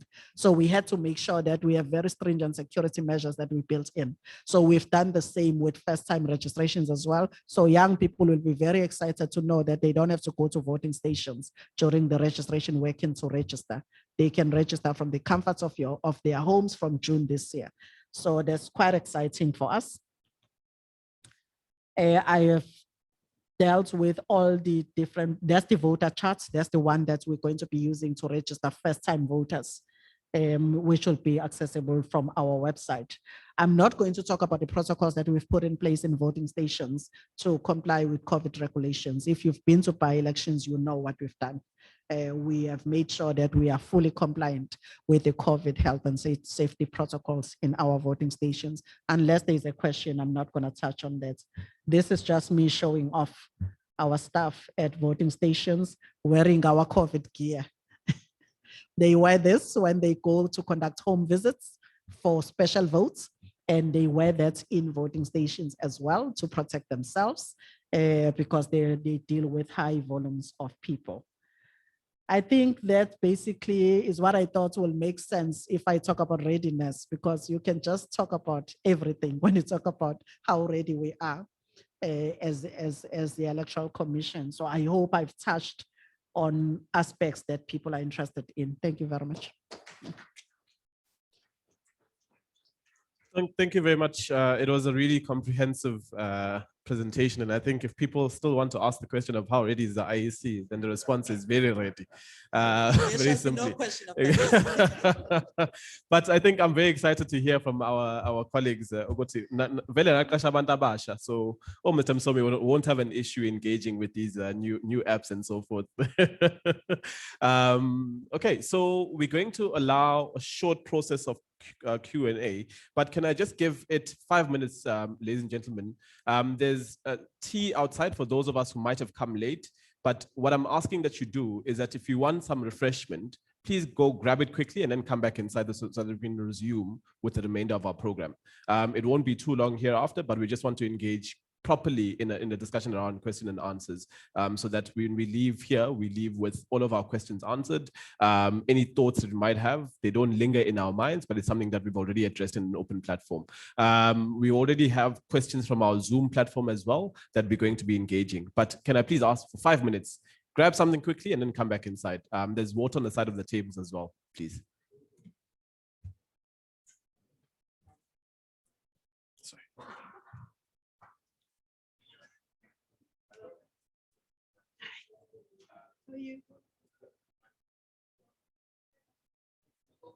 Sawubona kunjani? Yazi noma maske amfihla ngikubona sengisethawu. Manje sinjani? Hayi ngeke show ukuthi ngibhala imibuzo so yophi ivalekile. Sengabuza nje ngoba ngijwayele. Okay.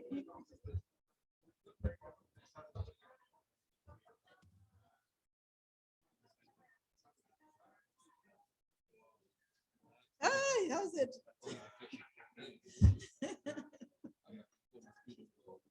Yeah, you do.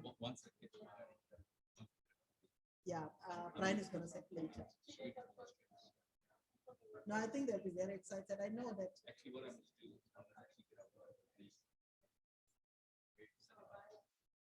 what we're going to do as well, we're going to send a step-by-step guide to Brian because they've already asked for it. In case someone wants to educate about how to do this online. So we're looking forward to it as well. It's going to be a game changer in what we've been doing all along. Which you guys include as well. Yes. Yes.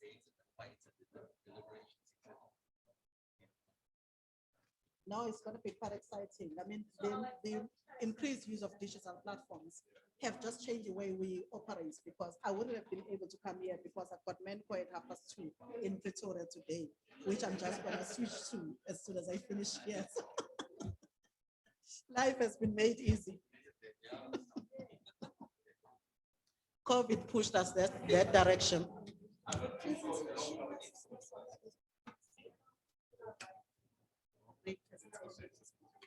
Thank you. I think it's because it's practical.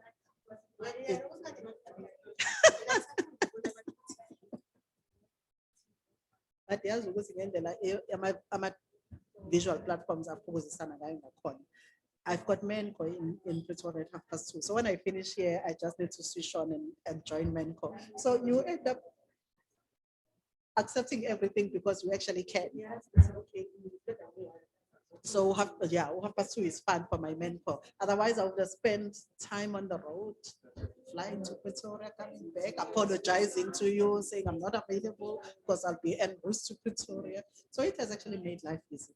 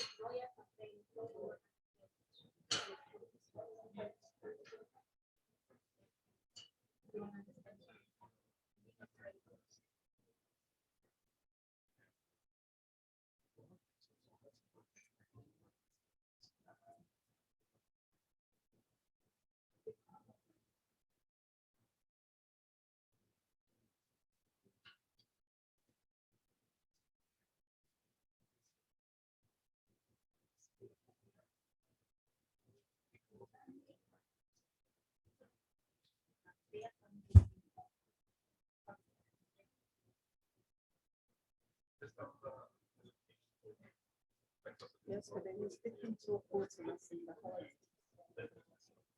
I'm good. I'm just making a follow-up. I did a biopsy on the 1st of April, and I was supposed to get a report a week or two later to come for the results.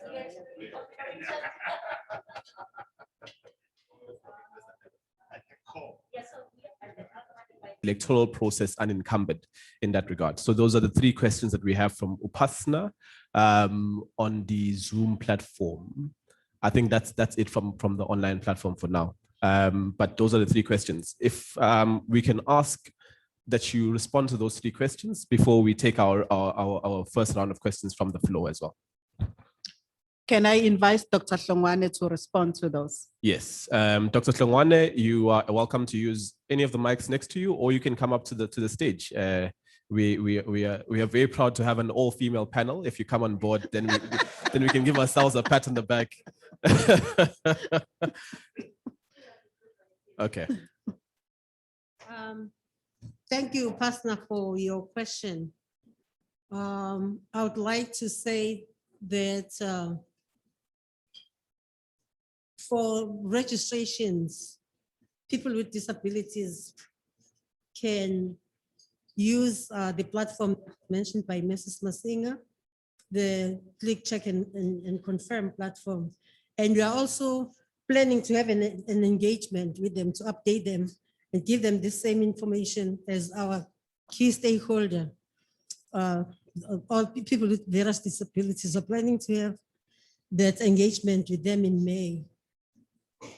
And also, for voting, we have the special votes facility that we have for people to vote before the election day.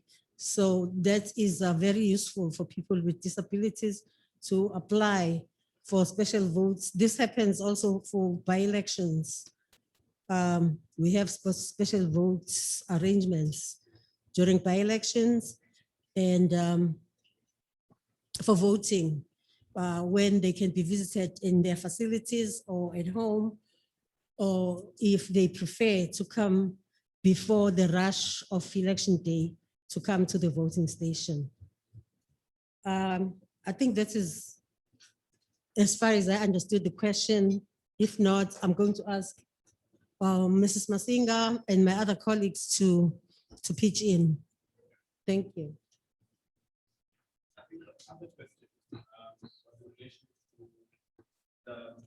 I've got it. Can I ask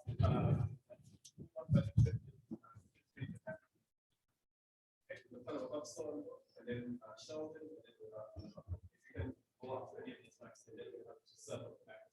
Our female colleagues are also welcome to ask.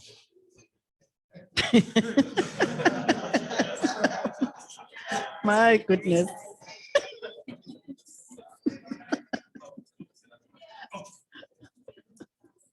Thank you, Joman.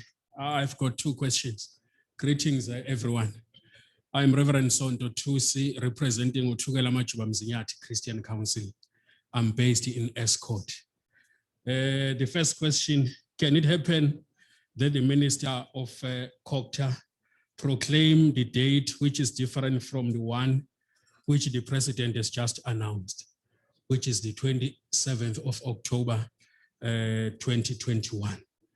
The second question is, are there any advantages or disadvantages of me as a church leader or my colleagues getting involved in party politics?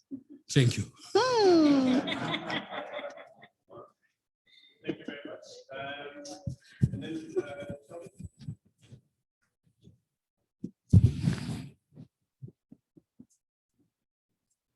thank you, sir. My name is Zamogu Shembanja. I hold a PhD in public administration and public management. So I get overwhelmed if they were talking about these issues, because I've written a number of papers regarding the poor leadership in South Africa and abroad. So my questions will be based on our two presenters here.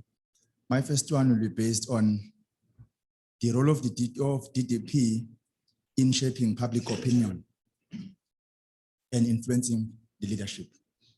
Because currently there's an issue of the age because I think our democracy is under siege.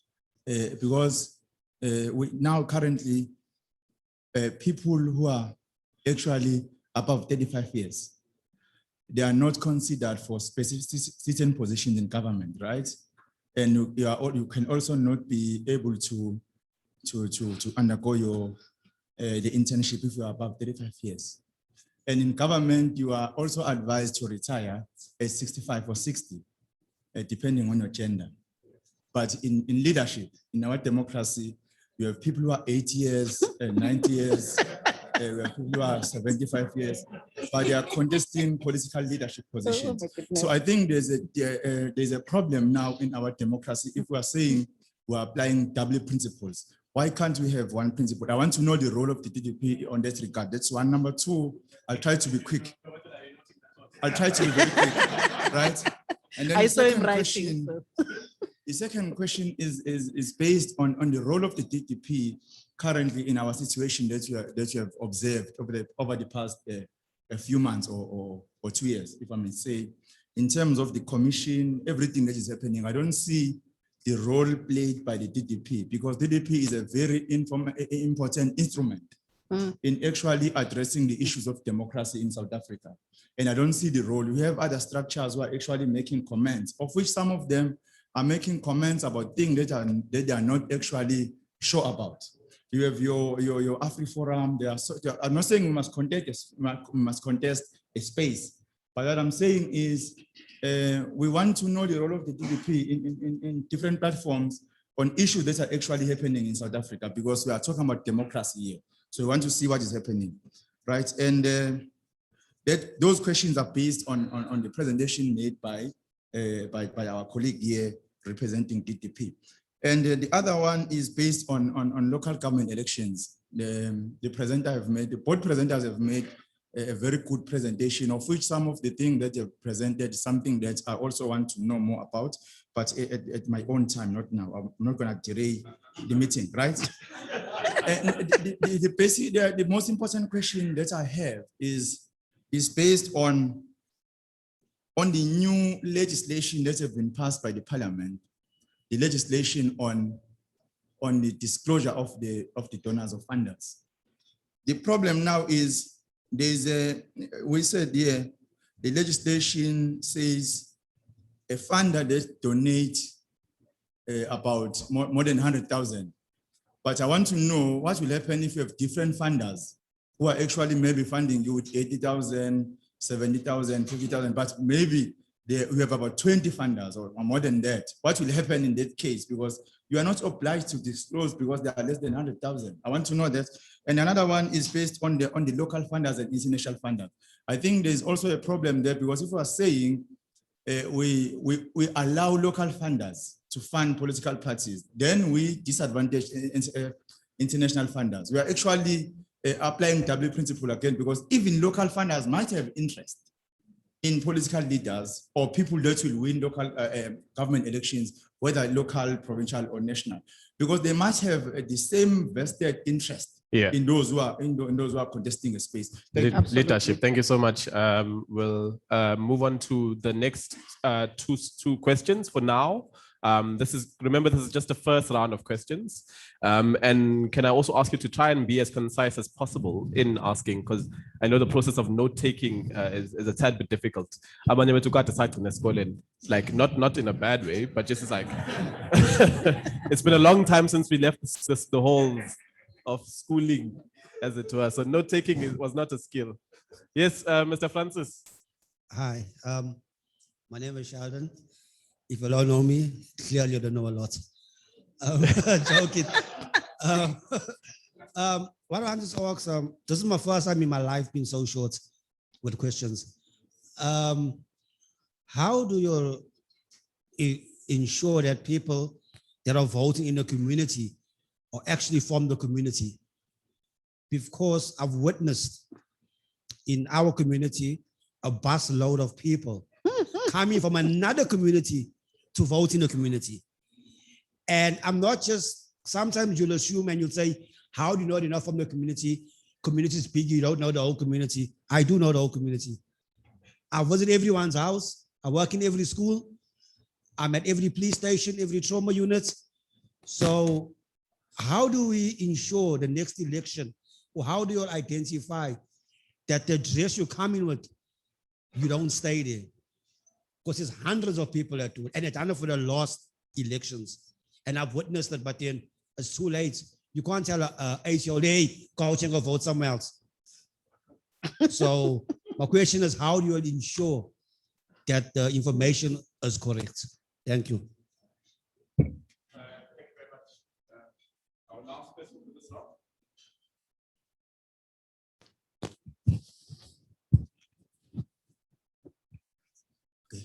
Greetings. Thank you for the opportunity, ADB and IEC.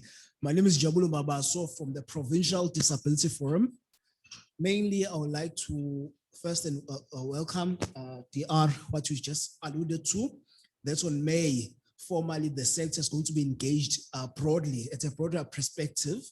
As I'm sitting here, I'm just thinking to myself as a sector rep is that the deaf community is excluded within the communication. So vitally, it is vital for any gathering, any public gathering, for it to proceed. A sign language interpreter should be available in any given time, or neither that should not happen. We are obliged to come upon and say this gathering should be declared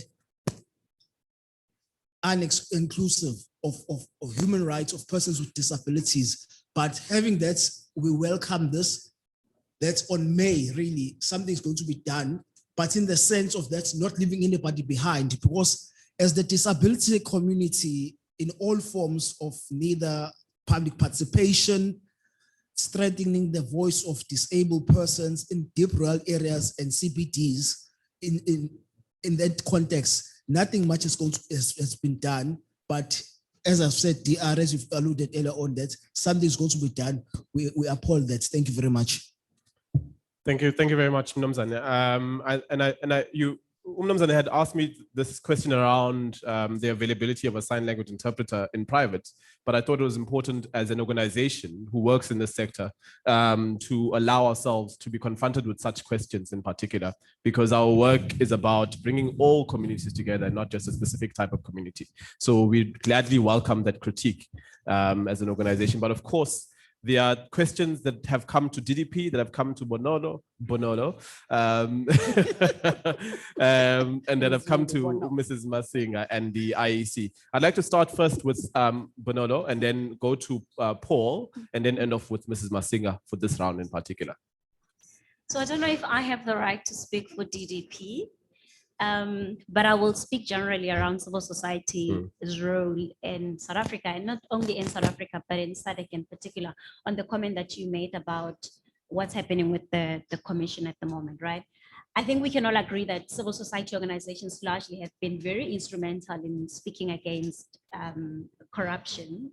Even if you think about it, during COVID-19 last year, we saw civil society predominantly like in South Africa, in Zimbabwe, in Malawi, we've seen civil society organizations strongly challenging states around corruption, around violations of human rights, around issues of lack of good governance. And there are various ways that civil society do that. And DDP, for an example, I've had an opportunity last year to contribute to DDP's blog.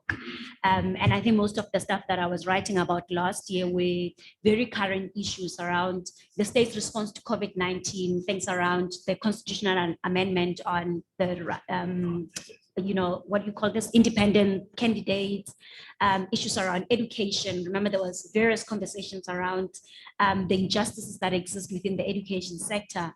So on the one hand, on a bigger framework, civil society organizations in the continent have really and increasingly played a significant role in holding states accountable in various ways, whether it's by writing press statements, it's by either calling out states in various ways that they do that, but also with an organizations like DDP and an organization that I work for as well, things around knowledge development, right? We've developed a number of guidelines and human rights guidelines on how states engages with its citizens, again, with DDP. If you go onto DDP website and go under the blog, you'll see quite a lot of materials that have been written by ordinary South Africans that are calling out the state. So maybe it doesn't look like we're doing a lot, but there is a lot that has been done, not only just by DDP, but by a lot of civil society organizations in the country. And then just as a by the way on a comment that you made, and what's your name? Sorry, ma'am. Futhi.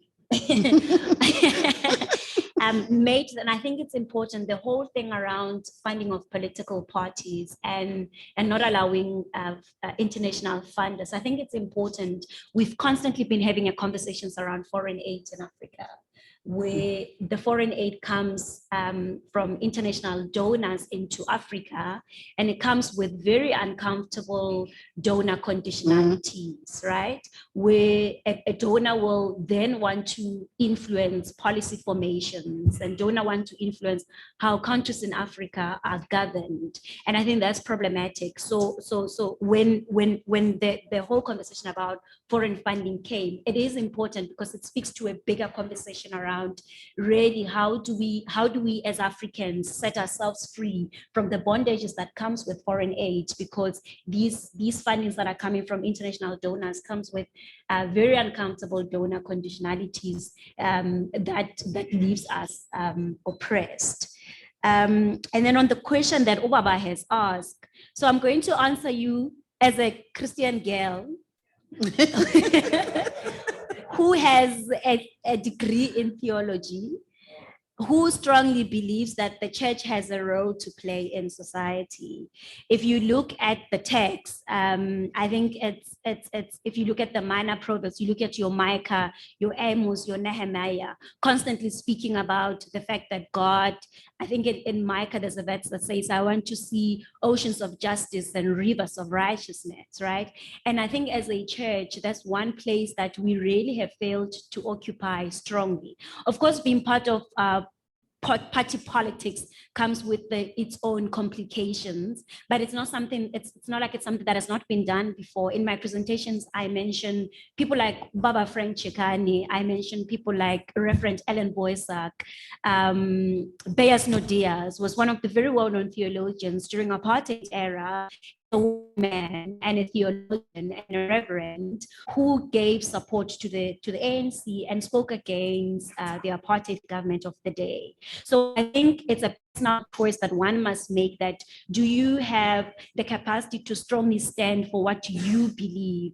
Because there are a lot of dynamics and complications that comes with committing to a political party. But I think on a big scale, if we take away the confinements of political parties, I do think that the church in particular, and by the church, I'm not speaking only as an institution, you and I are the church. As a church, we need to constantly come alongside movements like this, spaces like this. And I intentionally mentioned that the church is part of civil society organizations because for so long, we've not been able to identify ourselves as those that can contribute to spaces like this. And therefore, there's an opportunity for us to support democracy, to support human rights, to support good governance as a church, as members of civil society organizations. Preach. Yeah, I think I was waiting. Amen. Right. Yeah, I don't know if I. No, I think you've covered Dr. that Dai portion. was The gonna next say part something. will direct it specifically to Dr. Kariuki on behalf of DDP. Of course, Dr. Kariuki is also a pastor in his other life. So we're in the house of the Lord. If you could use your mic, the mic, because of the online streaming as well. Yeah. That one, yeah.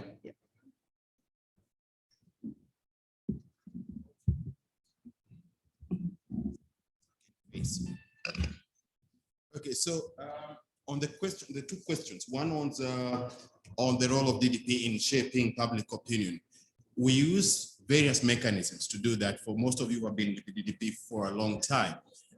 So we use community media.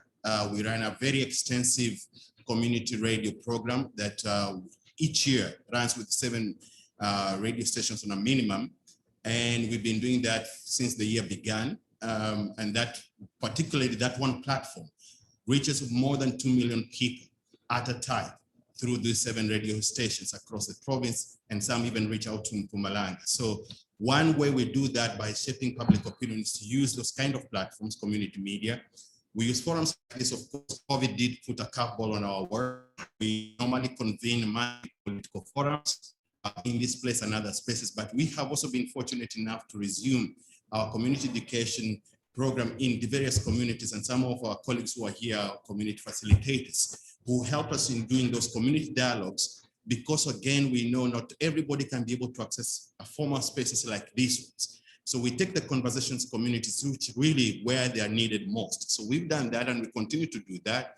We've carried quite more than almost 20 Brian so far, since the year began in various communities in the greater Durban metro. And as our colleague, I call our colleague now, Bonolo, who has been part of our process so far now, we have been inviting political analysts to contribute various topics on our website. So please do visit our website and go under resources. You'll find our blogs there, and you'll see most of them are the issues that have been mentioned here, others that are related to democracy. We've not had a chance to formally convene our monthly political forums like this. And what I'm seeing here today, Brian, I'm thinking probably we need to come back to start doing them again, because I see like there is a capacity to do that with the restrictions, of course, of COVID. So broadly, that's how we shape public opinion. And we're constantly inviting people to do, share their thoughts with us. And of course, at the moment, and engage with us online. And where we pick up certain aspects that we feel strongly about engaging greater public conversations on those ones, we do channel them through either through our radio community program, or they do inform our community dialogues, all right? And so please do follow our website and see what we're doing there. You probably get a lot of answers on what we are doing, and you're most welcome to leave us questions and comments that you think we could also consider in our future content for programming. On Zondo Commission, that's a tough one. And it's a tough one simply because it's a moving target. Today you think you want to talk about corruption and commission, then tomorrow is about democracy and how it's being assaulted, especially through the judiciary and all things like that. So our view at this point in time is to allow it, first of all, to conclude its work. We are informed that should be around June or late July, if all goes by the plan. Should that change, I can assure you we will convene a political forum on Zondo Commission and its implication on democracy in South Africa at that time. But at this time, it's inappropriate for us to have a conversation around Zondo Commission. What do you talk about? Yeah, there's so many topics around that, and you cannot satisfy a genuine conversation that you can really target to something useful for understanding. It's not just about, as you know, we do not convene our forums for just political rhetoric. It's really about educating and informing ourselves. What does this mean for democracy and what's our role in it? Right now, it's a moving target. All right, thank you. Mrs. Masinga, for the sort of answering this first round of questions. The people who have other questions that have not been included in this first round of questions, please ready your questions. If you've not written them, try so that you can try and be as concise as possible with the next round of questions. Mrs. Masinga? Thank you very much. My colleagues will just indicate if they would like to take any of these questions. I will be fair to you. I won't put you on the spot. I did it with Dr. Hlongwane because it's her field, outreach and communications, but feel free to indicate if you'd like to make any comments. On our side as the Electoral Commission, our content for our civic education program is broader than just voter education.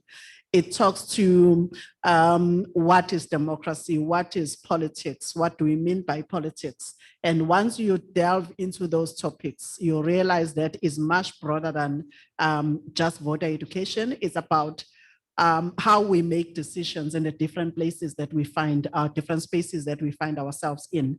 Our definition of politics is about just the distribution of power and how power is utilized in the various environments that we find ourselves on.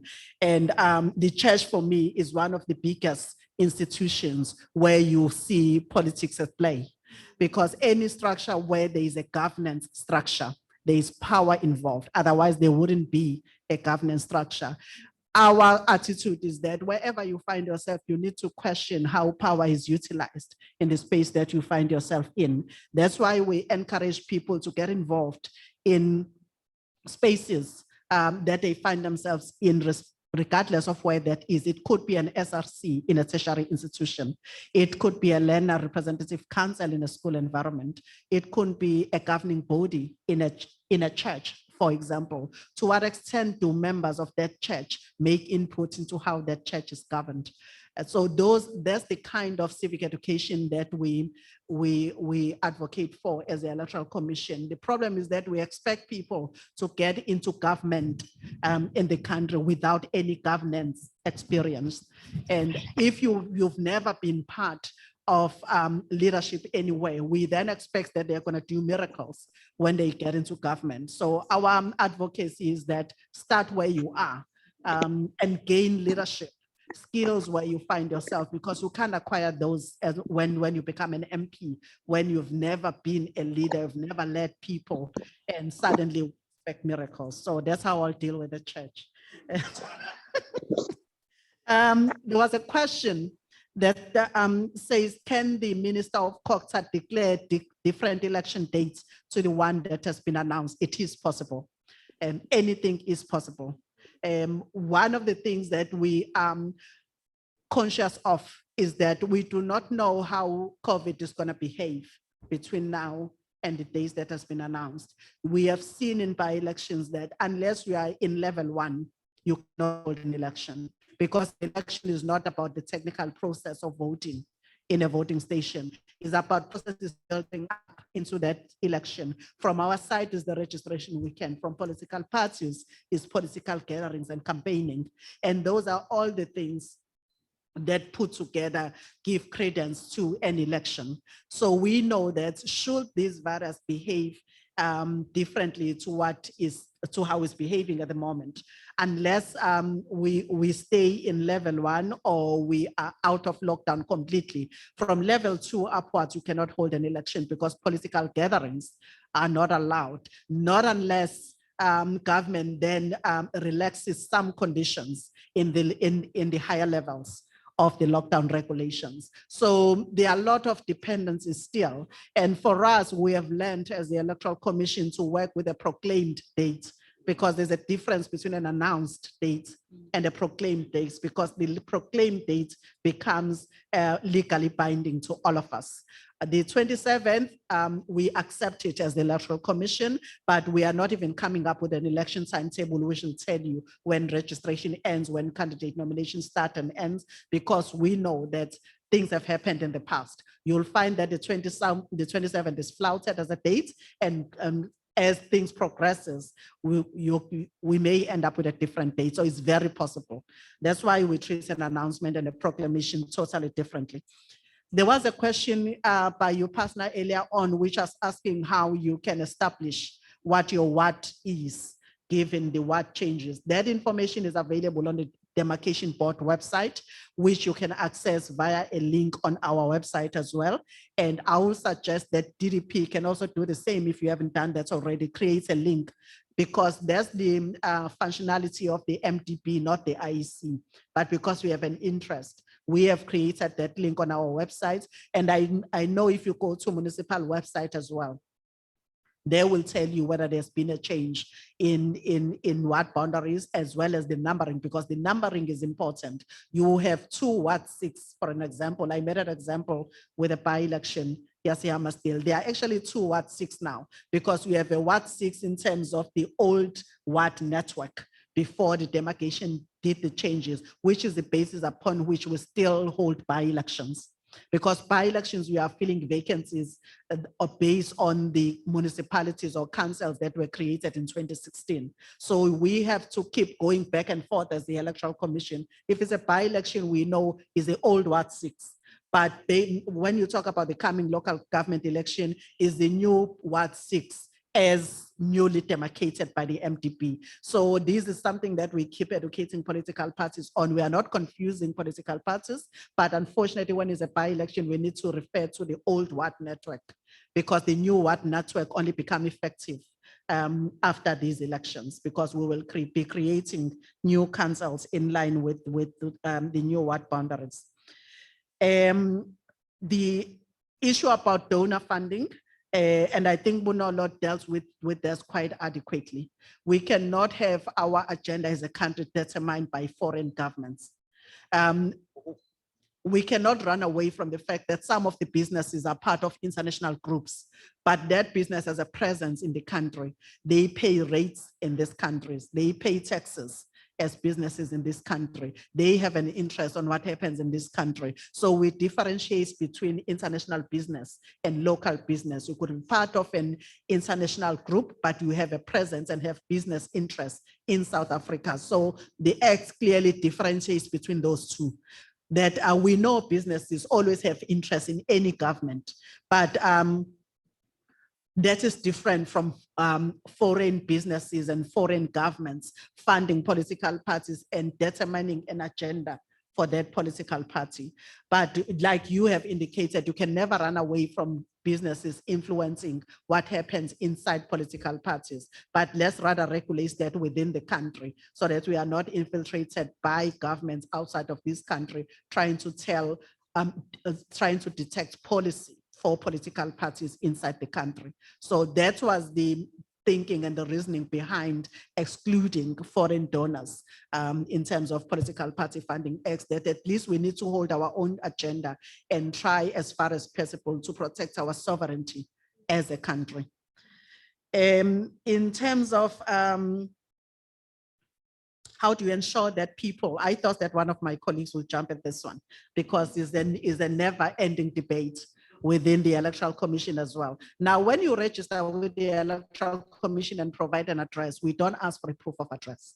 The reason we don't ask for a proof of address is because we know the history that we come from as this country and the status quo in some of the societies where people basically do not have an address. If you go to informal settlements, the moment you say for you to register and be on the IC voters roll, you need to provide proof of address. There are people that won't register in this country. And who are we as the Electoral Commission to disenfranchise voters and deprive them of exercising their political rights to choose government? So we took that decision as a commission that we're not going to ask for a proof of address. However, when we prepare for any election, once we have registered with the commission that you will contest, there's a difference between registering a party and there's a difference between registering to contest a specific election, which comes with its own requirements. Once we have registered to contest an election, we give you a copy of the voters' roll for that election, and we give political parties an opportunity to scrutinize that voters' roll and look at addresses and object against people who appear in my Ward 33 in eThekwini, and I know exactly that they do not reside in Ward 33.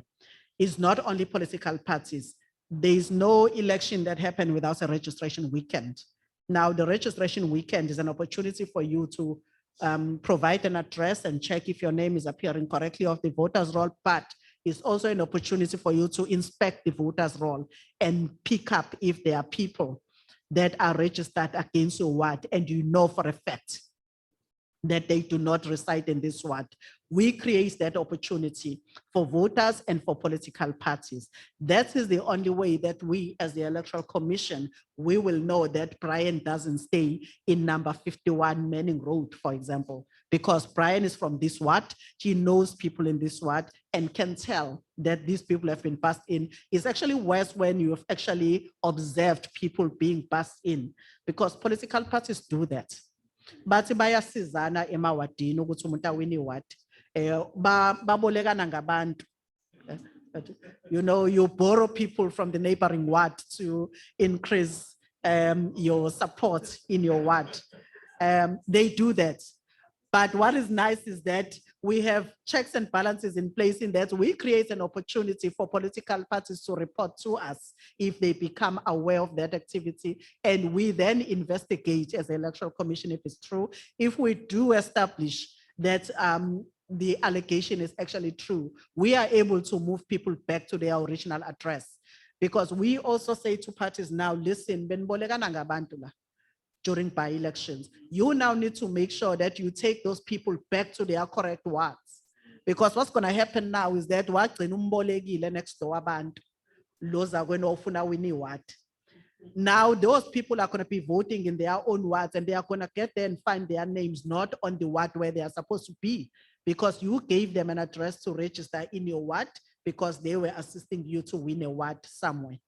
So we don't deny that that happens, Mr. Francis, it happens. But we create space for people to object when they become aware of that happening. And once it's been reported to us, we fix it. And now what is becoming good is because this thing was started by 1 or 2 political parties. When it starts spreading even to smaller parties, now they watch each other like hawks. So when they receive these voters roll, we don't have to say anything as the IC. Objections are just gonna come. Because they are now watching each other because they've realized they are all using the same modus operandi. Because now we take an address at face value. We don't investigate an address. We don't have those capabilities and we don't even want to go there as the Electoral Commission. We leave it amongst the political players to watch each other and see whether things like that are happening and report them to us. Once they reach us, we deal with them. I think we have dealt with all the questions that have come up. I'd like to ask then for the next round of questions, if there's anyone who has some outstanding thoughts, questions, very concise ones, as I had mentioned. We've got 5. So 1, 2, 3, 4, 5. As I pointed, so it's going to be Sir here. And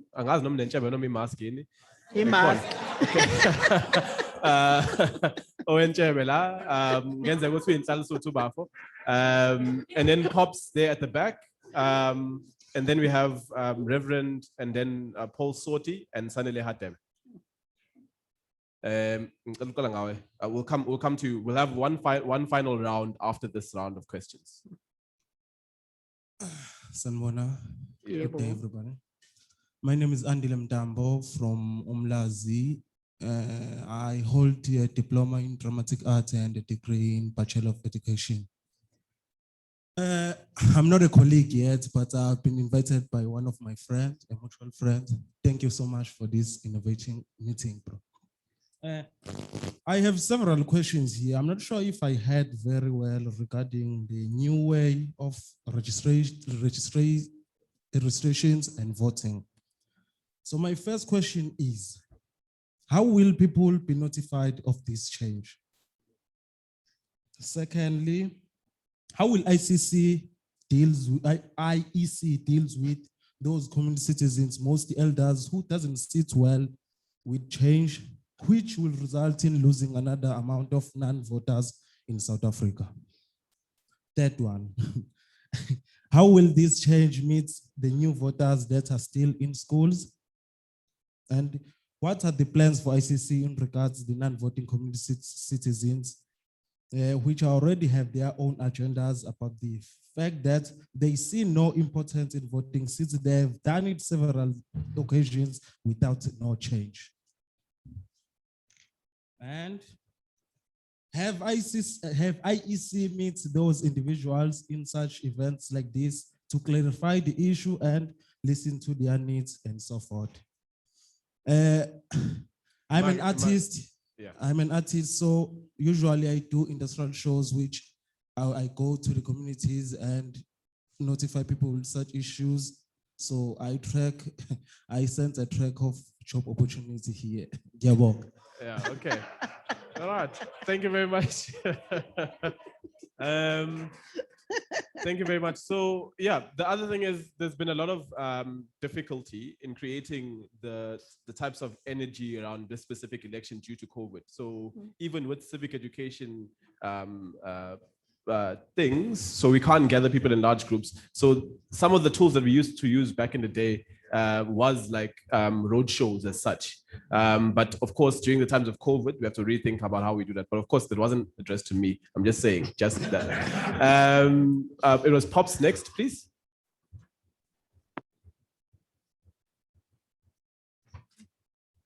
Hi. My question is to Ms. Masinga. With regards to the multi-party funding, can you please explain to us how will this help and benefit the smaller parties, given that the registered political parties have a PPF funding and they are receiving that? But new parties that have come in and also the smaller parties, how will the distribution be done? What is the process in being part of that, receiving the multi-party funding? That's Okay, thank you very much, Pops. I think it was Reverend first and then Paul Sorty. Reverend, if you could use the mic in the front, please.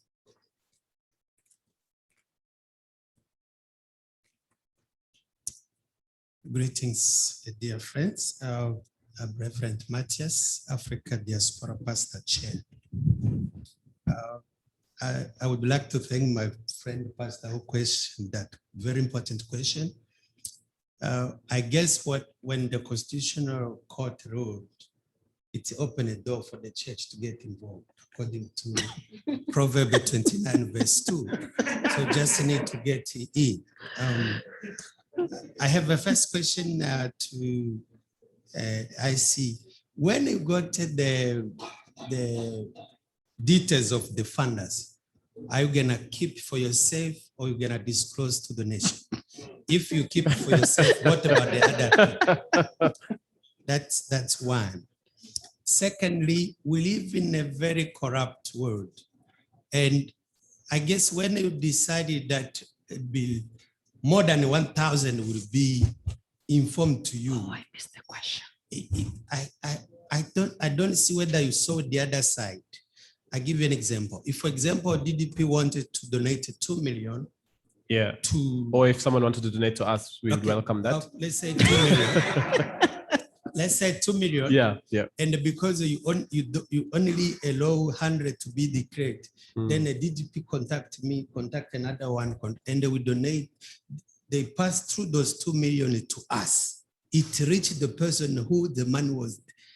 I calculate it will be 95,238 rands, 21 people.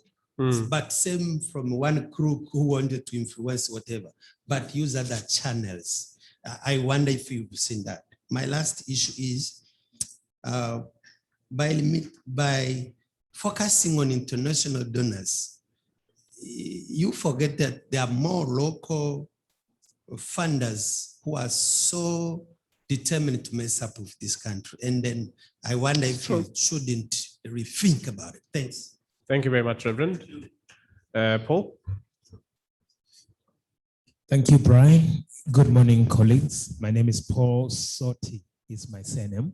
My question to the panel is based on the previous elections, 2019 general elections. At one of the polling sessions where I was observing the presiding officer and the deputy presiding officers came late, citing the challenge with the transport. But very interestingly, after the elections and the vote counting, there was no vehicle to transport the ballot papers, I think, to transport the votes to the center, the counting center. And sadly to say, one of the political parties, through their observers, offered the vehicle, which then transported the presiding officer and the votes and this gentleman, just the two of them. My question would be to the panel, especially to you, Mrs. Masinga. How do you then guarantee, perhaps from your side as IEC, the votes for that particular constituents voting district? Thank you. Thank you very much, Paul. And last question for this round from Mr. Hatebe. Mr. Hatebe.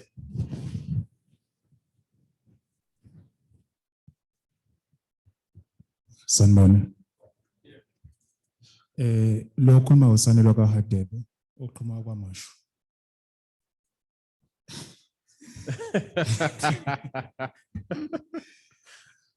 Umbuzo wami wokuqala, I think it was 2018 when we had such an engagement, and Mrs. Masinga, you were present. And I posed the question which you offered a response, and I'm just throwing it again. Maybe if it was reviewed after the inquisition. How?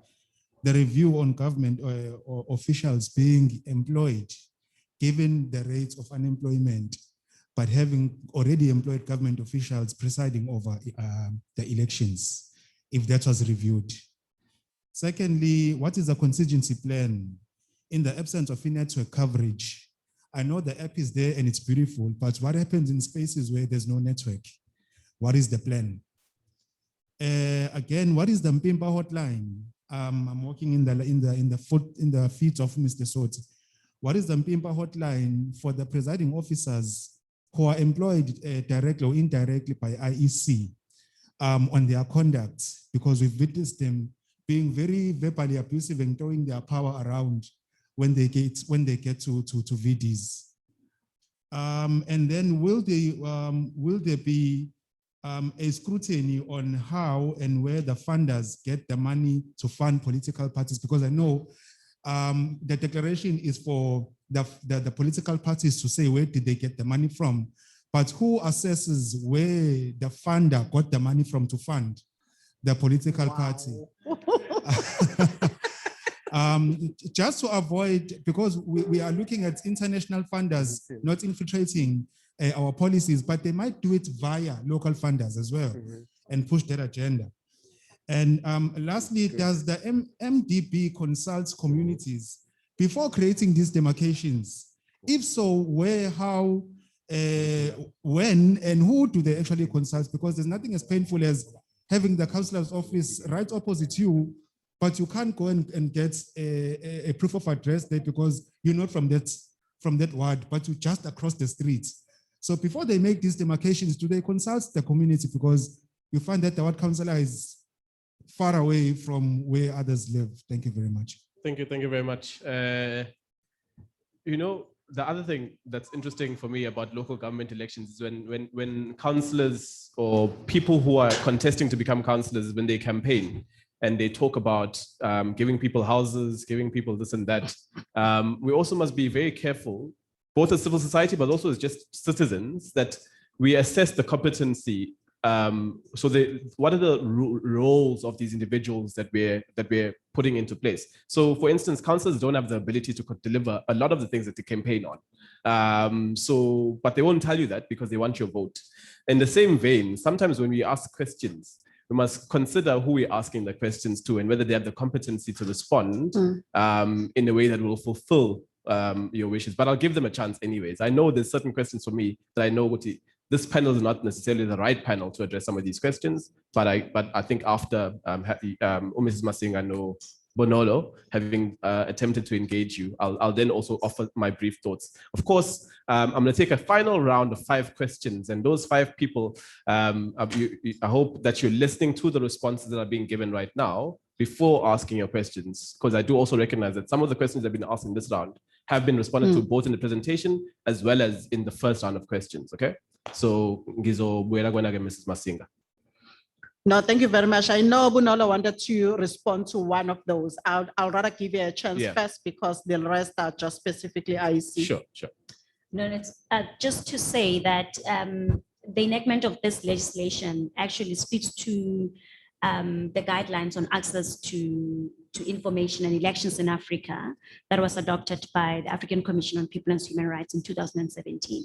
And what this essentially means is that it brings the realizations of access to the right to access to information, which is important for democracy. So I'd imagine that then the information will be made available to the public because it speaks to your right as a public, your right to access to information during elections or any other matters that are that involves elections. And I think it's a brilliant thing, brilliant step that South Africa took.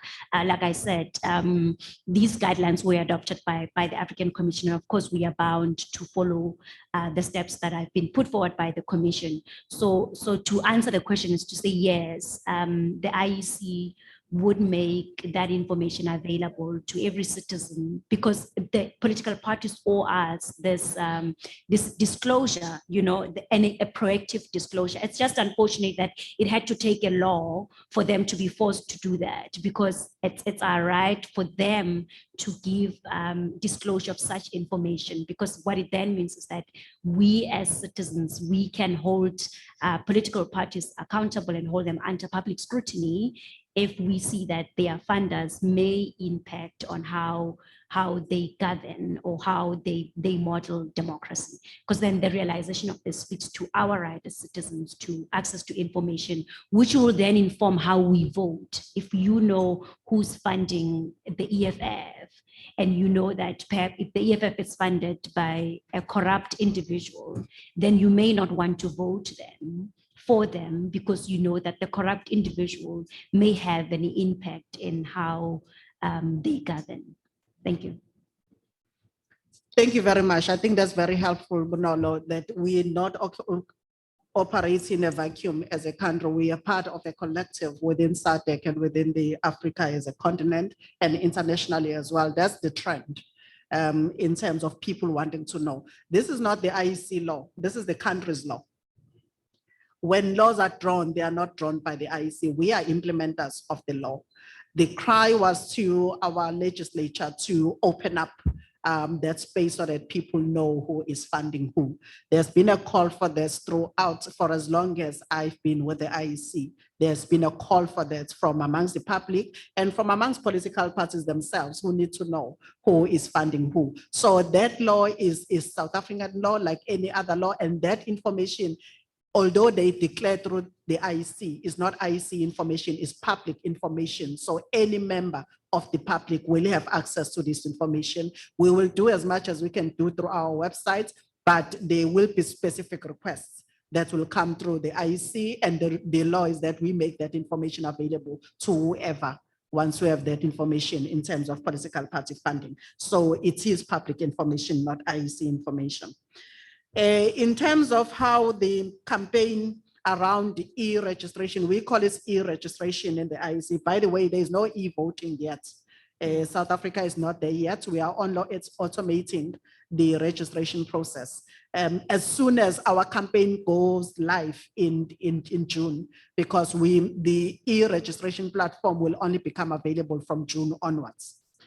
Because we needed the gadgets to arrive in the country, and we needed to pilot these gadgets in by-elections and be absolutely certain if there are any teething problems, we are able to deal with them before we go live. That's why we are only going live to the broader public in June this year. And there definitely will be a communication campaign that goes with that. And I'm sure Dr. Hlongwane will tell you that we have used the arts in the past to popularize our messages as the Electoral Commission, and I guess we will continue to do that as well.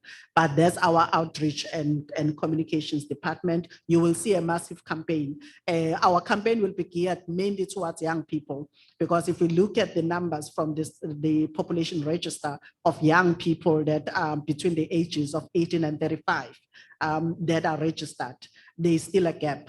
There is a registration gap in that age category, which is why our communication campaign as the IEC is targeting mainly young people. And we know that they are the ones we're going to get more excited about e-registration than any other category of voters who may still prefer to go to the voting station. And the fact that we are dealing with a generation that is tech savvy and they will prefer to do things on their smartphones than going to a voting station, for example.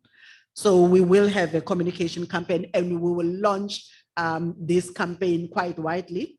You will see it in all the media platforms that we have to encourage people to take advantage of that, so that we minimize the number of people that have to go to our voting stations as well.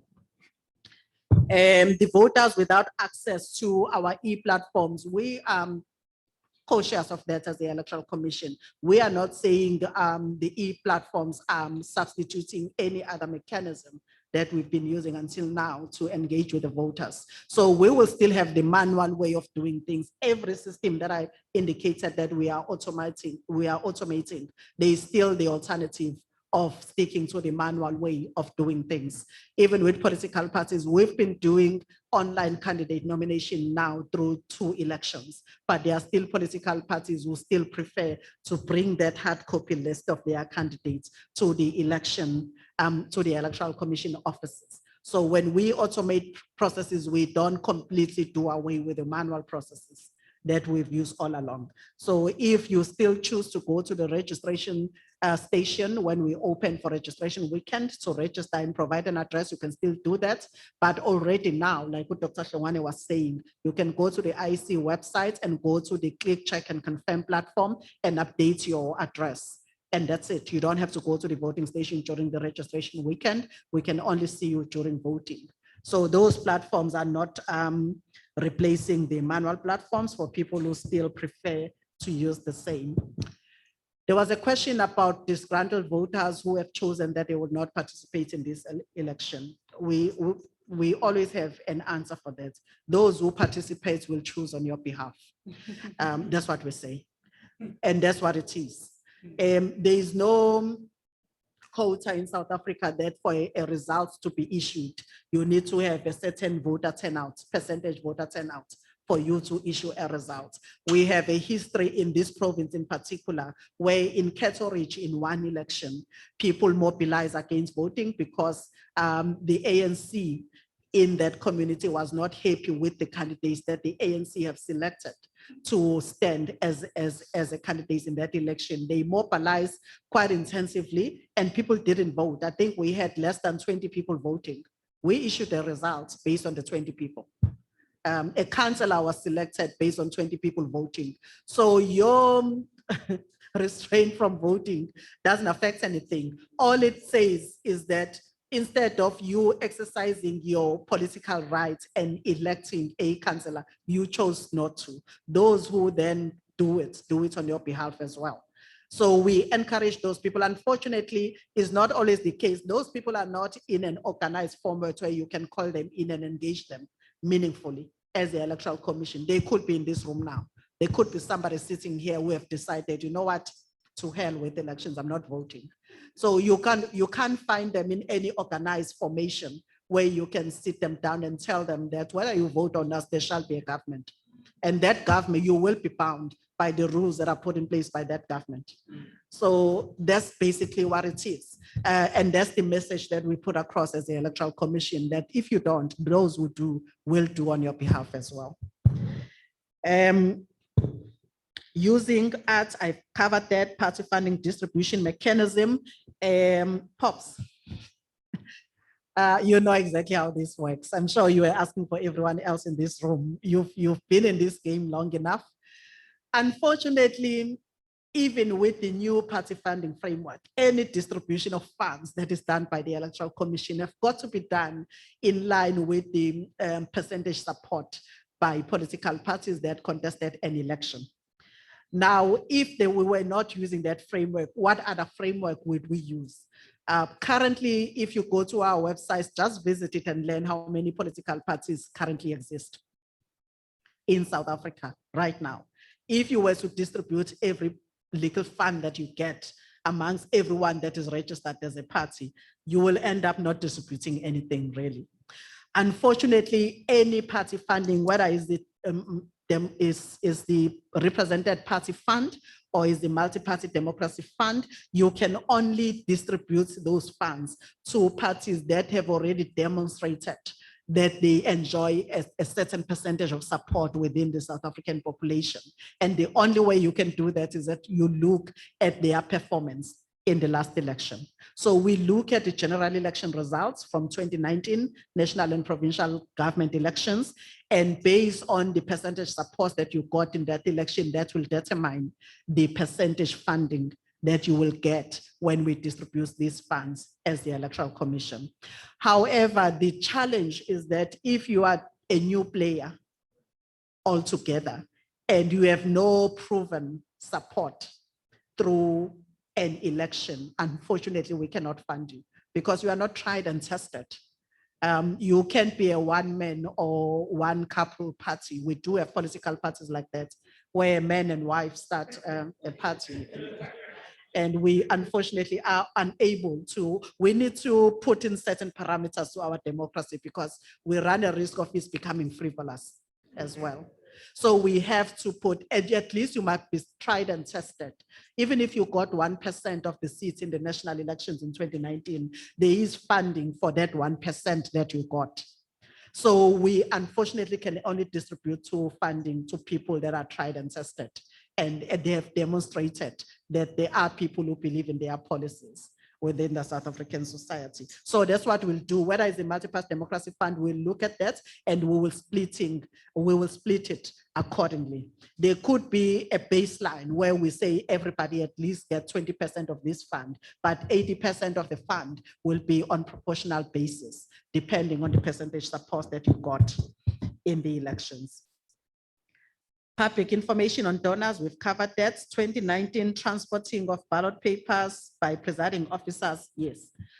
Now, the criteria that we use to recruit presiding officers, which is also going to cover the issue of civil servants that work in elections. I did indicate earlier on during my presentation that I can never entrust an election process with someone who has never worked in their life. Who have never had to interpret the law to various stakeholders in the manner that they will understand it. In a voting station, you've got political parties, you've got staff, you've got voters, you've got international observers. We need someone who is a presiding officer or deputy who is able to speak with confidence on electoral processes and interpret the law in a manner that satisfies all the stakeholders that we interact with at a voting station. So that criteria is not going to change. And unfortunately, without having worked in your life, you have no proven record of supervising people in a work environment. You have no proven record of having to be given a Schools Act as a teacher and interpret it and implement it on a daily basis. So in terms of presiding officers on their deputies, nothing is going to change, even if we're opening up this industry to anyone who wants to apply and work as electoral staff. Those two people, the presiding officer and their deputy, we're still going to end up with people that are already employed because of the experience that we need. We cannot entrust this process to someone who have never supervised people in their life. However, the rest of the people, if a voting station have got 15 people, those are the only two people that we are very strict on and who are most probably not going to come from the ranks of the unemployed. But the rest of the people in that voting station could be anyone as long as they have matric. It's on a first come, first serve basis, and you can never satisfy everyone in the country. The moment we are recruiting people, we know the levels of unemployment in this country. You can never satisfy everyone, and you can never employ everyone who is unemployed in that voting district, for example. So nothing has changed much in terms of the criteria. The only thing that has changed is the platform that is now wider, and we have opened it up so that anyone, we are no longer relying on POs and DPOs to recruit on our behalf. We are saying it's on a first come, first serve basis. And again, we're gonna go public once our system for the recruitment of electoral staff goes live. It's already live now, but is limited to the positions that are office-based and people that are working in a particular by-election. When we open it up for all voting stations, we are going to go live and it's going to be on a first come, first serve basis. And I can already assure you now, we're going to get complaints for people who don't have access to internet. So no matter what you do, in the last election in 2019, we experimented with recruiting people from the families where no one is working. And that information is sitting with municipalities. So we say to municipalities, other than PO and DPOs, just make sure that people who work in elections in this municipality come from the families that are dependent on the social grant, for example. Even theirs get manipulated, because there is a long list of people, of such families in our communities. How does the councillor then decide which one? Because the municipality is gonna say each councillor knows their area, they will give you the names. So whatever even that was manipulated, so we know is not proof as well, that is not gonna be used for the councillor at their advantage. So for us, opening it up widely, we are saying abangenai internet, koma library or maspala, there is free Wi-Fi. They can go there and log in using their own gadgets and start now register a profile. When this advert comes live, you know you are no longer registering a profile. You are applying for a position. We always say, presiding officer, one of the things that we ask you when you apply as a presiding officer is if you have a vehicle or you have access to a vehicle that you can utilize, because the IEC can never be able to provide vehicles for close to 5,000 presiding officers that we have in voting stations. That's part of the reason we end up with people who are employed as well, because that's part of the criteria. But what then happens is that on the point of application, somebody says, I've got a vehicle or I've got access to a vehicle. And we don't say, bring it, we want to see it. Then on the election day, that's when, it's not even on election day, it's on special votes day. Because as a presiding officer, part of your job is to conduct home visits 2 days before elections. And that's where some of them get exposed. Let's say they succeed, they borrow a vehicle on the 2 days of special votes. Come election day, the owner say, I want my car. That's how we end up with situations like that, where somebody doesn't have a vehicle. But in our environment, we have what we call area managers who manage a cluster of voting stations. In a ward, you have an area manager that is supervising a cluster of voting districts within that particular ward. Where there is a crisis, the area manager kicks in, because the area manager delivers the material in the morning and collects the material in the evening, unless the presiding officer or that voting station is close enough to our offices. They don't have to wait for the area manager. What happened in a situation where our staff ended up getting a lift to the party agent is because that presiding officer didn't want to wait for an area manager who was going to go and pick them up, because the area manager does a rundown of all voting stations in their area to make sure that no one is stranded. Now, in terms of a possibility of that results being manipulated, if somebody gets a leave from the political party, the chances are actually nil. Because in South Africa, unlike other countries, we don't have counting centers. We count at the voting station. When you finish counting, the party agents representing various political parties sign off the result slip. They don't end up with this, they take a picture of the result slip. So whatever happens, whether tholakala ballot box emfuleni, or whether nothing can really happen, because there's just too many people that know these results before it even gets to our results operation center. Now, what political parties also do, they run their own results collation centers. So when a party agent, the party that started that was the DA. When the DA party agent is at a voting station, when they take the picture of the results slip after signing it, they send it directly to their results collation center, and they start capturing that result in their system. So imagine if that result will now differ with what we capture at our results capturing sign. I think that's one of our safest mechanisms that we use in this country, our openness and transparency at a voting station level. It doesn't end there. We even produce results in duplicates at a voting station. One result is left at the door or window of the voting station for everyone to see. So whatever happens between us closing voting stations and our staff transmitting those results for them to get captured in our system is immaterial.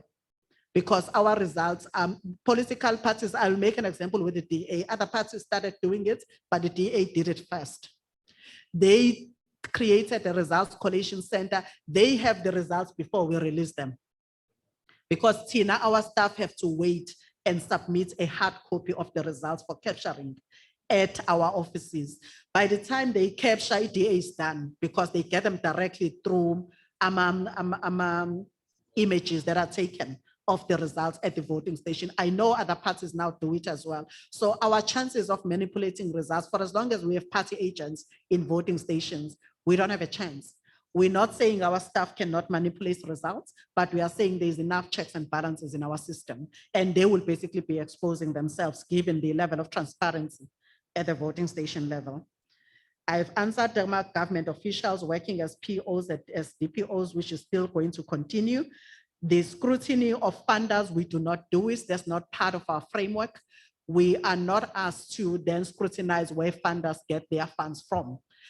Ours is to tell South African voters who fund these parties. And that's as far as our mandate goes, and we will do that, and that information will become public. MDP consultations, unlike the IEC, the MDP doesn't have a presence in every municipality. So their consultation process will, because of that, be limited. What they do, because they are sitting in Pretoria, they organize consultations through municipalities. The municipalities invite interest groups to a session where they will present and make submissions on the proposed ward boundaries. The process in itself has got challenges because you can never have everyone happy about how the ward is constructed. If the MDP has got a norm of 15,000 in eThekwini, that the ward eThekwini should have 15,000 voters, they can go up 15% or go down 15%. Other than that, their hands are actually tied. But at the end of the day, they need to make sure that every ward created in eThekwini municipality is within the norm. So if you move, once they've exceeded that 15% allowance, they have to cut off a certain number of people in that ward and match them to a neighboring ward, resulting in your ward changing. They don't have a choice, they have to do that. But what affected this process, if you saw in my slides, the consultations were happening during lockdown last year, because they needed to make sure that they were done and hand over those ward boundaries to us so that we can create voting station boundaries. So this year was even worse. If you compare with what happened in previous elections, most consultations were happening in visual platforms. So the municipality will target interest groups within a ward, like your ward committees and other people who have made submissions to the MDP to come to these consultation processes. And because it was happening in visual platforms because of COVID, it's even worse than in previous years. So you may have missed it. AMA councillor knew when that was happening. And part of the role of AMA councillor is to keep their communities up to date with when things like this happen. And not all councillors did that, but I guarantee you're gonna vote them back. I think we have covered. There's a question about Impimpa hotline to report our staff that do not perform. There is a general toll-free number for the IEC that gets activated 2 months before elections. That's your number that you can use, but I've already indicated we've got area managers that supervise a cluster of voting stations. An area manager may not be known to a member of the public, so your safest area is either the IEC office or that toll-free line, because it's international and is national, and each query gets redirected to the province where it originates. So that's the quickest way that you can report. And we will make that number available. We always do.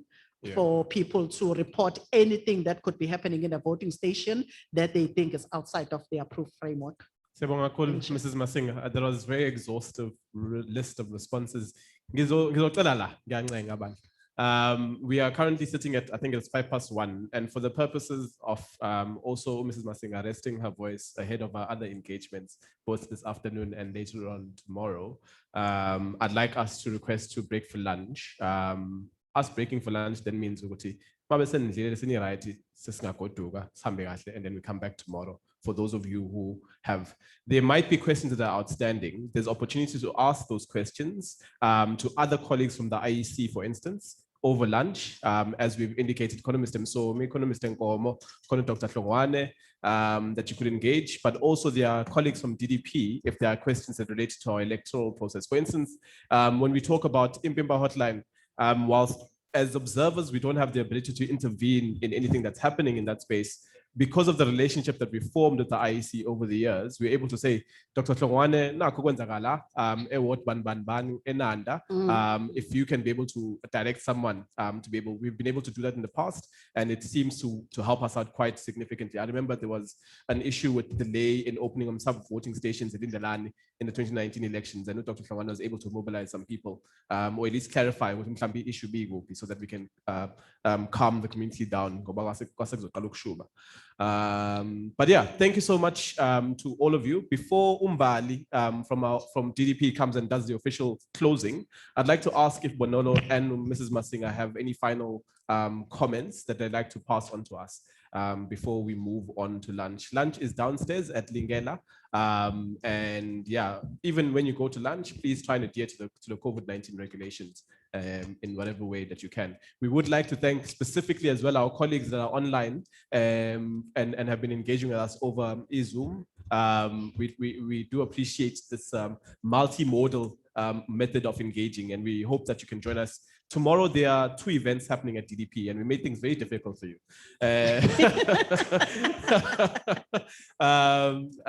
The earliest starting time that we have is for the DDP EU project. That is a European Union funded project, but it's a project that speaks to the issues of migration. And particularly what's happening there is that both the launch of the project as well as the initial baseline study that's been conducted by the DDP EU migration project team is going to be launched at that space as well. If you have not RSVP'd, I think the colleagues are somewhere around in the venue. Please make sure that you give your names to them. I think they're setting up in the next door venue. But if you had indicated interest in coming to our roundtable, it's still going ahead as well. We start at the same time as today, so 9:30 registration, 10 o'clock start, finish at lunch. So tomorrow we'll be talking about some of the issues that have been picked up here around electoral reform, electoral accountability, and voter turnout. Those are the big sort of key themes that we'd like to engage. And tomorrow we want to also engage directly with some political parties that are contesting both for this election, but also hold significant sway in the electoral system. If you hadn't known about that event, Tandiwe is here to assist you with the event around the elections roundtable. On Friday, again, we have our observer recruitment mission that we have happening. We have around 115 people that have registered their interest in becoming electoral observers. We do have some capacity restraints due to COVID. So the venue, for the purposes of the venue, I think we only need probably about 5 people more. We can only take about 5 more people to come through on Friday. Oh, okay, I underestimated. Underestimated how good we are with our networks. So I think we're closed, but we will be making for both tomorrow's engagement and on Friday's engagement a Zoom link that we'll be sharing on our social media platforms. Our database distribution system does take a longer time, so we will be using our social media. So we do ask you to go onto our Twitter as well as our Facebook page in order to engage with that content for the purposes of our next engagements. Ms. Bonolo and then Mrs. Masinga, your final comments before Umbali, and then that's my bit for the day. Thank you so much for being an excellent audience. I appreciate your time. Thank you, Spamandla. I think for me, I just want to say this engagement has been meaningful. Particularly, it's important to have the state and non-state actors in the same room, having these important conversations. Because when we speak about protection and promotion of democracy, this is one way of doing it. So I do want to commend the IEC for really availing itself and to being in this room with us, because this is part of our mandate of civic education. But also to us, and one of the things that Umem spoke about earlier was around misinformation, disinformation, propaganda. And we see that a lot during elections. We saw that a lot last year as well, even just when COVID-19 visited us. And I think it's upon us as citizens, it's upon us as civil society organizations to really do a lot of work around civic engagement when it comes to misinformation, disinformation, and propaganda. If you are using social media platforms yourself, do your own fact checks, right? Verify the information before you share it, because oftentimes you see an article on Facebook and then you don't verify it, you don't do your fact checking, and then you share it, and you don't realize how many people have access to that information. I mean, I get silly WhatsApp messages from my mother that she's getting from her church members, that are not verified. And then every time I tell her, Mom, this is not factual, she has a story to defend it because Umamom Dala at church shared it with her. There's absolutely no way that information is not accurate. So I think it's important for us as we continue to do this work around civic education, really invest our efforts as well to make sure that we do things like media and information literacy, but also ourselves, we do proper fact checking, we do proper verifying of information, because then it will assist the broader population to make informed decisions when they vote. And thank you so much for joining us, and thank you to DDP for the invitation. Thank you very much. As usual, DDP, the IEC is available. If anyone wants to bring together a group of people, either through visual platforms or through a setting like this, there is an IEC office in every municipality. So we are duplicated at least in every municipality in the country. So feel free to engage our metro colleagues. eThekwini IEC management is here, or Mr. Nkomono, Mr. Msomi. If you would like to put people together and discuss anything to do with elections, they will be available to do that for you, because it's part of our mandate to make sure that we have an informed electorate in this country. And it's through platforms like this that we get an opportunity to engage with community and also get feedback ourselves about our own processes as the Electoral Commission, because some of the things that we have changed in our environment are as a result of feedback that we get in platforms like this. So feel free that the IEC is available at any level. Sometimes in other communities to discuss issues around elections. So feel free to get us. You can get us through DDP, and you can get us directly through our offices that are based at municipal level. Again, thank you very much for the opportunity, and hopefully this is not the last of our engagements with the DDP in the build up to this election. Thank you very much. Thank you so much. Thank you so much to our panel of speakers, Mrs. Masinga and Ms. Mohale. Thank you so much. Judging from the level of engagement in this room, it shows the quality of your presentations. Thank you so much. Can you please give them a round of applause?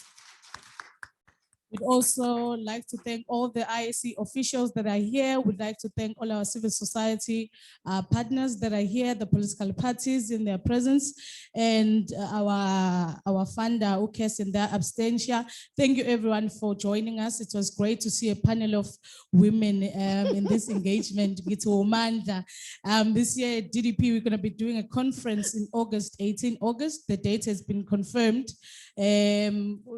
Speaking about women in leadership. So thank you so much for joining us. Please enjoy your lunch. Stay safe. Thank you. Thank you very much. Good to meet you. Thank you, ma'am. Also, please come forward for the group photo. IEC leadership and yeah. For the purposes of COVID-19.